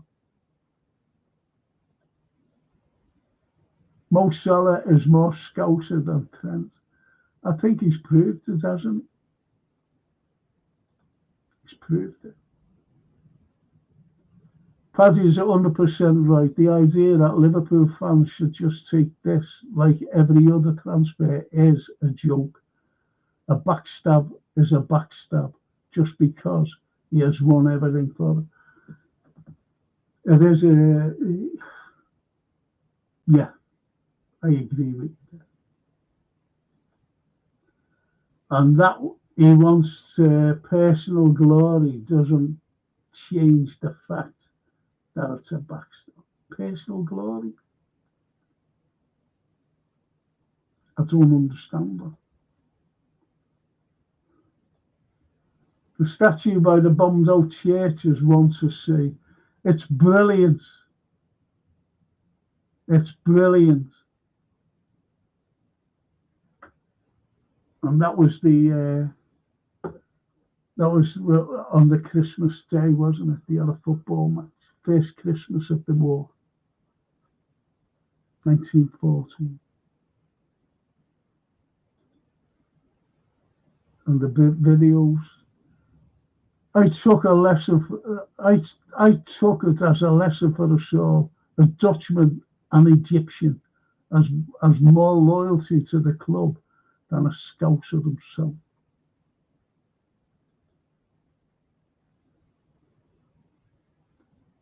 And the vids. This goes the same about international fans making it all the way to the UK to watch our beloved team.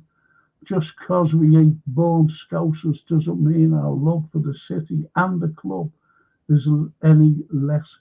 Absolutely. Well, Mo said, didn't he? I love the. But I said that at the beginning of the season, to be honest. When we were all saying, about the contracts. But I think it was a plan, and being honest, leave it till the end of the season. Let's get all the. And just say I'd like 2 new signers. I've always said that. It was a plan, but I think it's a bad plan. I really do. I think it was a very bad plan because they treated us. I'm talking about the club itself. The likes of Edwards and Hughes. I heard David Lynch today bigging up at David Hughes. He had no say in the matter. It was the agent and Mo himself didn't want to go anywhere. Hughes had nothing to do with it. Wasn't involved in it. So planned all along. So you're right there, the video. Trent, my guy. I grew up in Liverpool and I've supported them for 50 years. My whole life. To me, there's no better dream than playing for my old town club in front of the Kop. I've got to agree with Paddy here. Yeah, Paddy.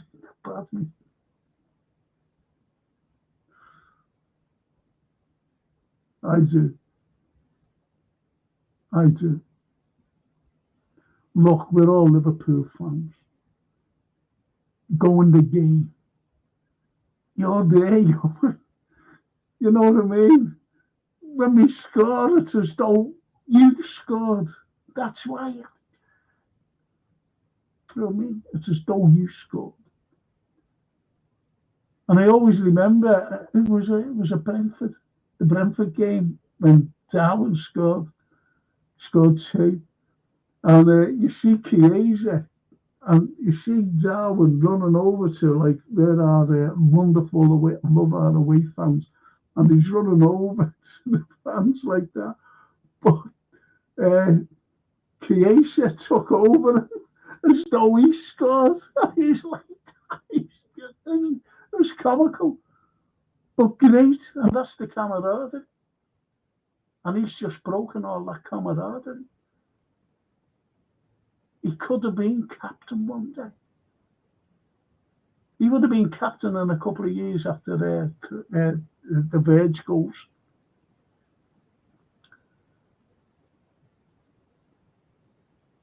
Right, sir.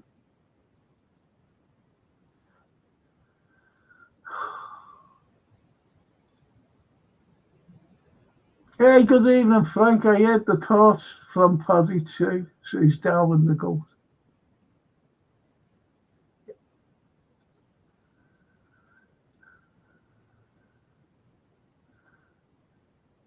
Fucking knew this should come up.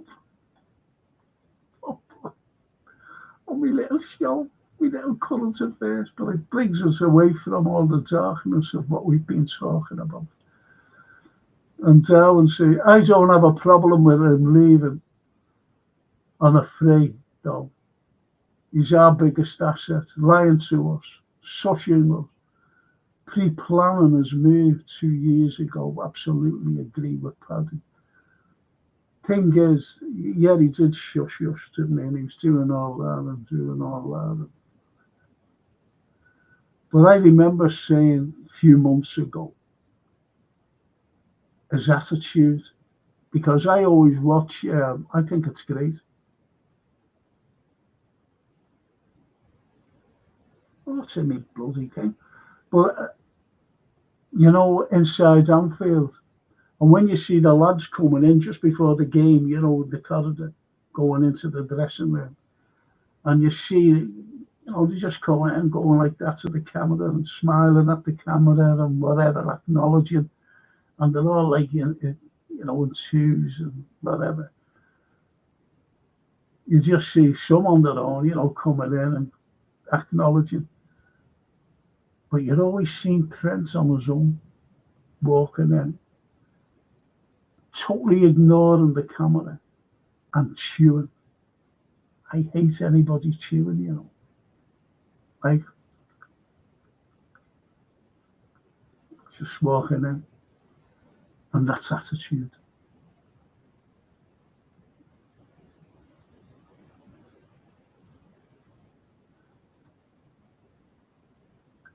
Francis just made the biggest mistake of his career.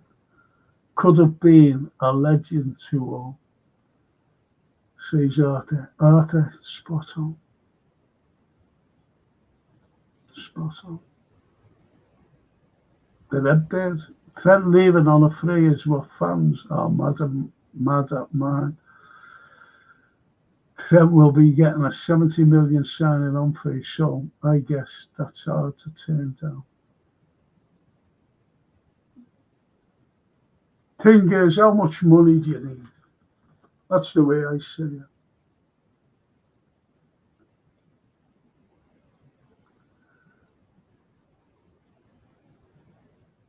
There's no excuses for him. He could have. Look, Liverpool made him what he was. They made him from a 6-year-old, they moulded him into what he is today. What he is. He's got a great, fantastic footballing brain. Point is, his loyalty is gone. What they have given him, they made him a multi-millionaire. Liverpool have made him a multi-millionaire. And he's given nothing back. He could have signed a contract to say, you'll have to pay money for me.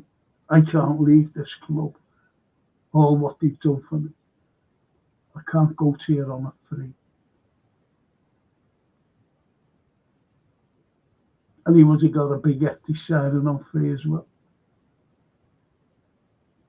With his massive wages or whatever he's going to get. 70 million, sign it. That's fucking great, that.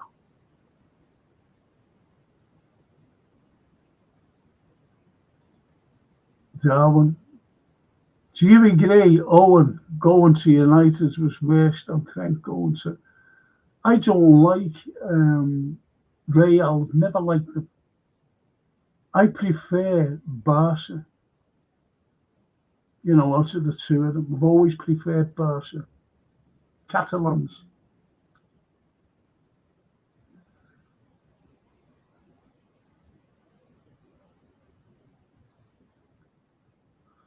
But United, say they're Spanish. They're Spanish, Real. But United, to go to United, like say, it's different because he's leaving Liverpool. He's actually leaving Liverpool. Michael Owen left Real Madrid to go to Newcastle. From Newcastle, he went to Man United. So it's different. He never went straight to United. And yet, look what's happened to him. No one likes him because of it. Just imagine going straight to United. But this is different. This is going from Liverpool straight to Real without a signing on fee. I mean, without a fee being paid for them. That's the way I look at it. And he's just ignored you and me. That's what he's done. He's ignored us. More or less saying, I'm going. So what? That's the attitude I don't like. You don't like as well. I still don't listen to Owen because of that. To me, he's a rat, a lizard. No one's us. No one's us. I always remember Francine. She said, I'm going back a couple of years ago, and there was a match, and she was listening. She was in a car. She was listening. It was on that talk spot, whatever it comes on. It was Man United, and it was the end. And she said, "Do you know what Michael Owen said?" I said, "What?" She said, he was saying, if we could have, I don't know whether United got beat, and he said, if we could have just got a draw or something like that. She said, Dad, he said, we. I said, I know, that's the way it is. We United. Not like if United would have and got a draw, you know what I mean? It was we.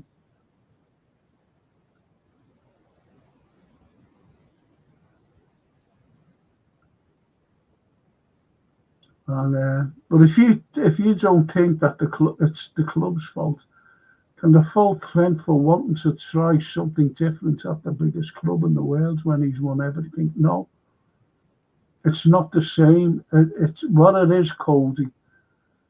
I respect you what you're saying, but what it is, I know he's won everything here. You've got that Kuna lad. Now he's just signed a contract with Wolves. Because he knows he's going, but he wants them to get money. So why couldn't Trent would have had, if Trent would have signed, and then it would have been leaked out after he'd gone, that Real paid, what he had to pay for them. And it came out that he signed a contract so that the club could get money for him. That would have been brilliant. All the respect shown up. But he didn't. He done nothing. Don't get me wrong, I'd love to stay Trent. Club shouldn't have let him get down to the last year or two. The club's fault, says the Cody. can't fault Trent for wanting to try something different in the biggest club. He's won everything here. I've just explained my feelings there, Cody. The Redbirds, Mo should vice captain. Yeah, he will be. Like most fans, LFC will live forever. You'll never walk alone, says after. Yep. No player is bigger than the club. It's our club. It's yours and mine.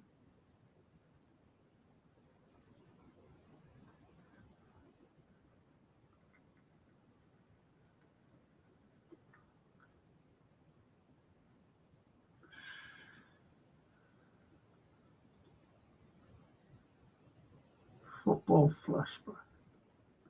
I think the reality is Trent knows Conor Bradley is up and coming faster and possibly better defensively. He is better defensively, I'd say that now. Than him. Curtis honestly played better in the position as well. That's the reality. But he's always played for Liverpool, no matter what, to be honest, flashback. And I'll tell you for why. There's no one better than the passer of a ball in Liverpool's football team. And I'm talking about long passes. I'm talking about splitting defences. Like he did with Mo. Him and Mo was incredible together. Trent knew when Mo was going to go on the move. And that's why those balls are just to his feet. And Mo knew when he was going to pass it. He just knew. And he just ran, and knowing that the ball would be at his feet, dropping down to his feet as he was running forward. That's what is uncanny about Trent's ability. And no one could ever forget the corner against Barca. For the winner, for the league. No one will ever forget that. But it won't be the same memory because of what he's done.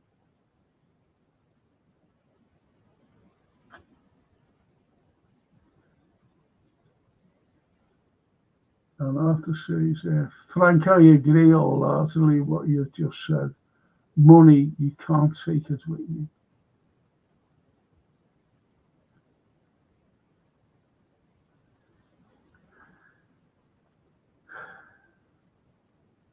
As I said, I'd love him to stay.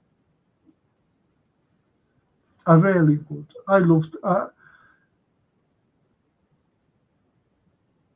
But you've got Curtis now as the scouser. And I hope Slot starts playing like forward in the middle. I really would. Well, love to see him play that. So no one would get past it.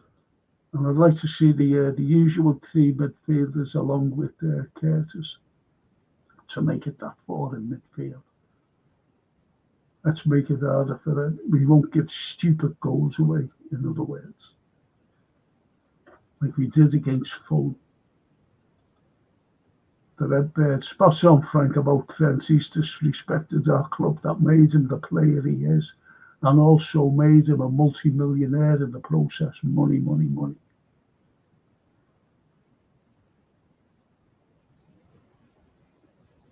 You see, no matter what profession you're in, like I've been loyal to colleges I've worked in, really.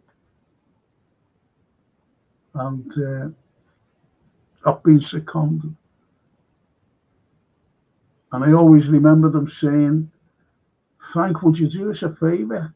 This is after I left, a few months after I left. And they said, would you come in and give a couple of lectures? You know, to these. I said, yeah, no problem.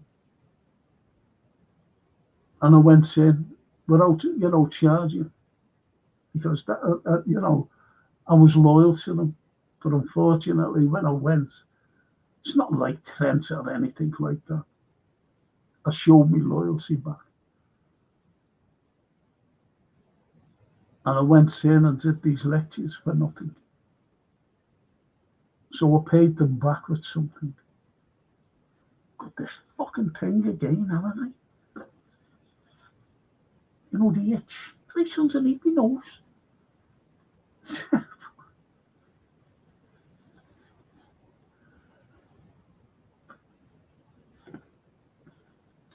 Just imagine, lads. This will be one soon. This will be one soon.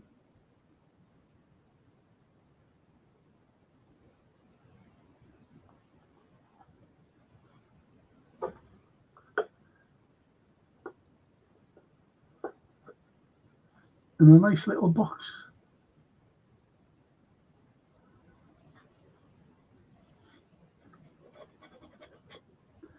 In a nice little box.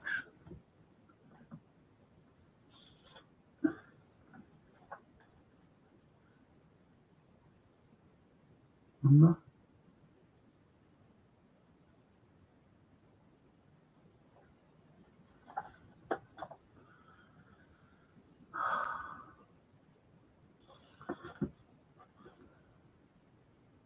Couldn't get a frame for it. I got a big frame, right, but I couldn't get one for it. I've got to get a deep one to fit it in.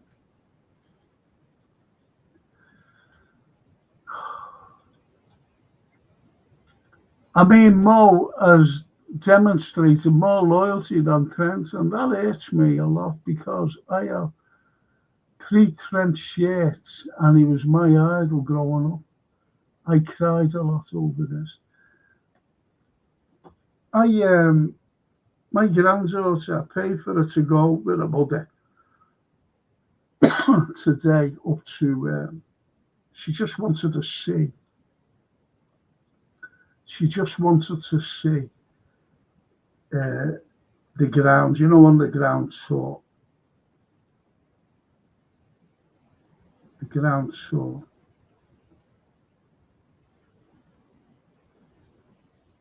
Right? That's my little granddaughter. And she went today, she was made up. And what shirt she's got on there is the Trent on her back. Trent on her back. And I said to her mother, let her wear the shirt to show that, the loyalty the fans have been showing to him and the disloyalty he's showing back. Because you'll get like, my granddaughter's 12. I said, you'll get grown up saying, yeah, look at that young girl there wearing a Trent shirt. But she didn't. She didn't wear it. But what she did wear was Mo Salah's. Mo Salah's. She had a Mo Salah shirt on.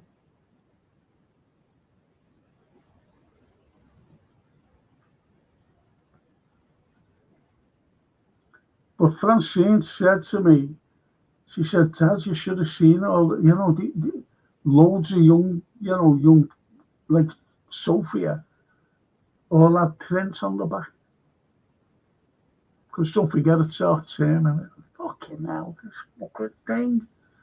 It's half term. And all the kids were going, wanting to go on the tour, and she went. And all these kids went. But she said loads of them had Trent. I said, I told you should have worn it. I bought her the shirt. But she's getting Szoboszlai on next. The Adidas one. And I would guess who's paying for that.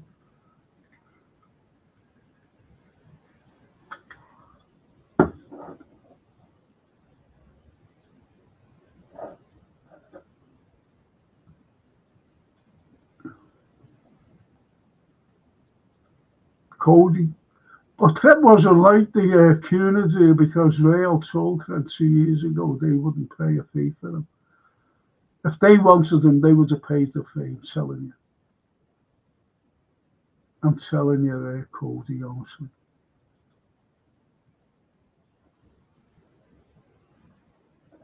And Cody says they was only move for him if he saw out his contract so they could get him on a free. Otherwise, his Madrid dream with Jude would never have happened.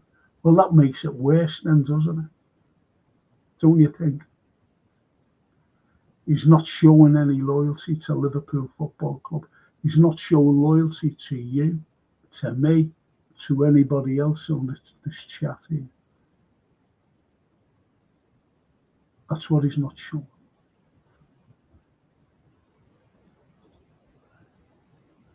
What keeps me feeling positive is how you never know Trent's departure will be a success for Brown. That's the only positive thing that we can say. Look, lads, I've got to go. I'm in pain. Going through the agony of pain. And the video says, I Trent, my guy. Torres left, we were fine. Suarez left, we were fine. Trent leaves, we will be fine. Wish him well after everything he's done on the moon. When you look at it, it's totally different with Fernando and Suarez. I know the score with them. And if you think that they wanted to leave, they fucking didn't. Take that as fact.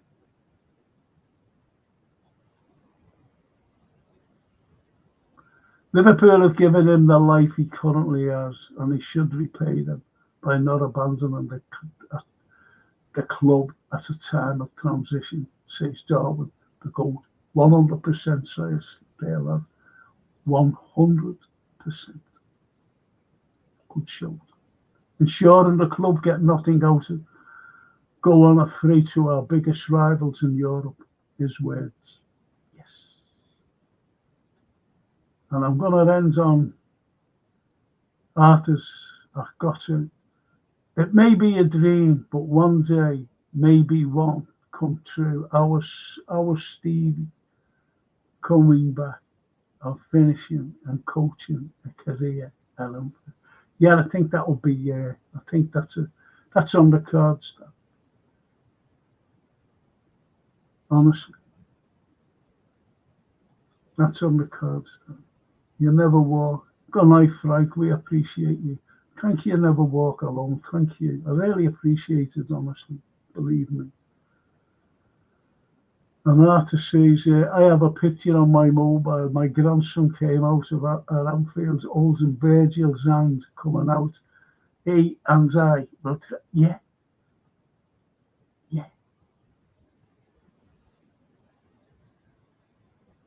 Great, isn't it? I love it. I love little memories and stories like that. I hope your pain goes away. I'm sorry to hear about your back issues. I wish you all the best. Thank you.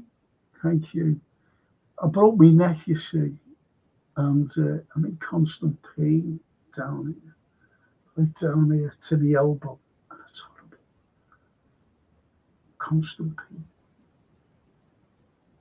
Never goes away. And I don't like taking painkillers.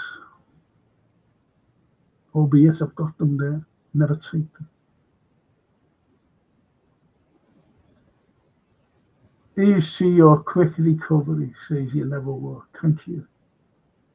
Thank you. And the football flashback. Yeah, this community means the world to us, Frank. You're a superhero. Thanks. Thank you. And I could fall asleep to your voice. It's so soothing. I love it. Oh. You haven't heard me swear. And that's a lifelike night. Thank you so much. And if you want to join me tomorrow morning at 10:30 for the film and TV review, I know undoubtedly football that's bound to come into it. So join me if you're doing nothing. Okay. Thank you so much. So, ci vediamo a domani. Ciao bella. Ciao tutti.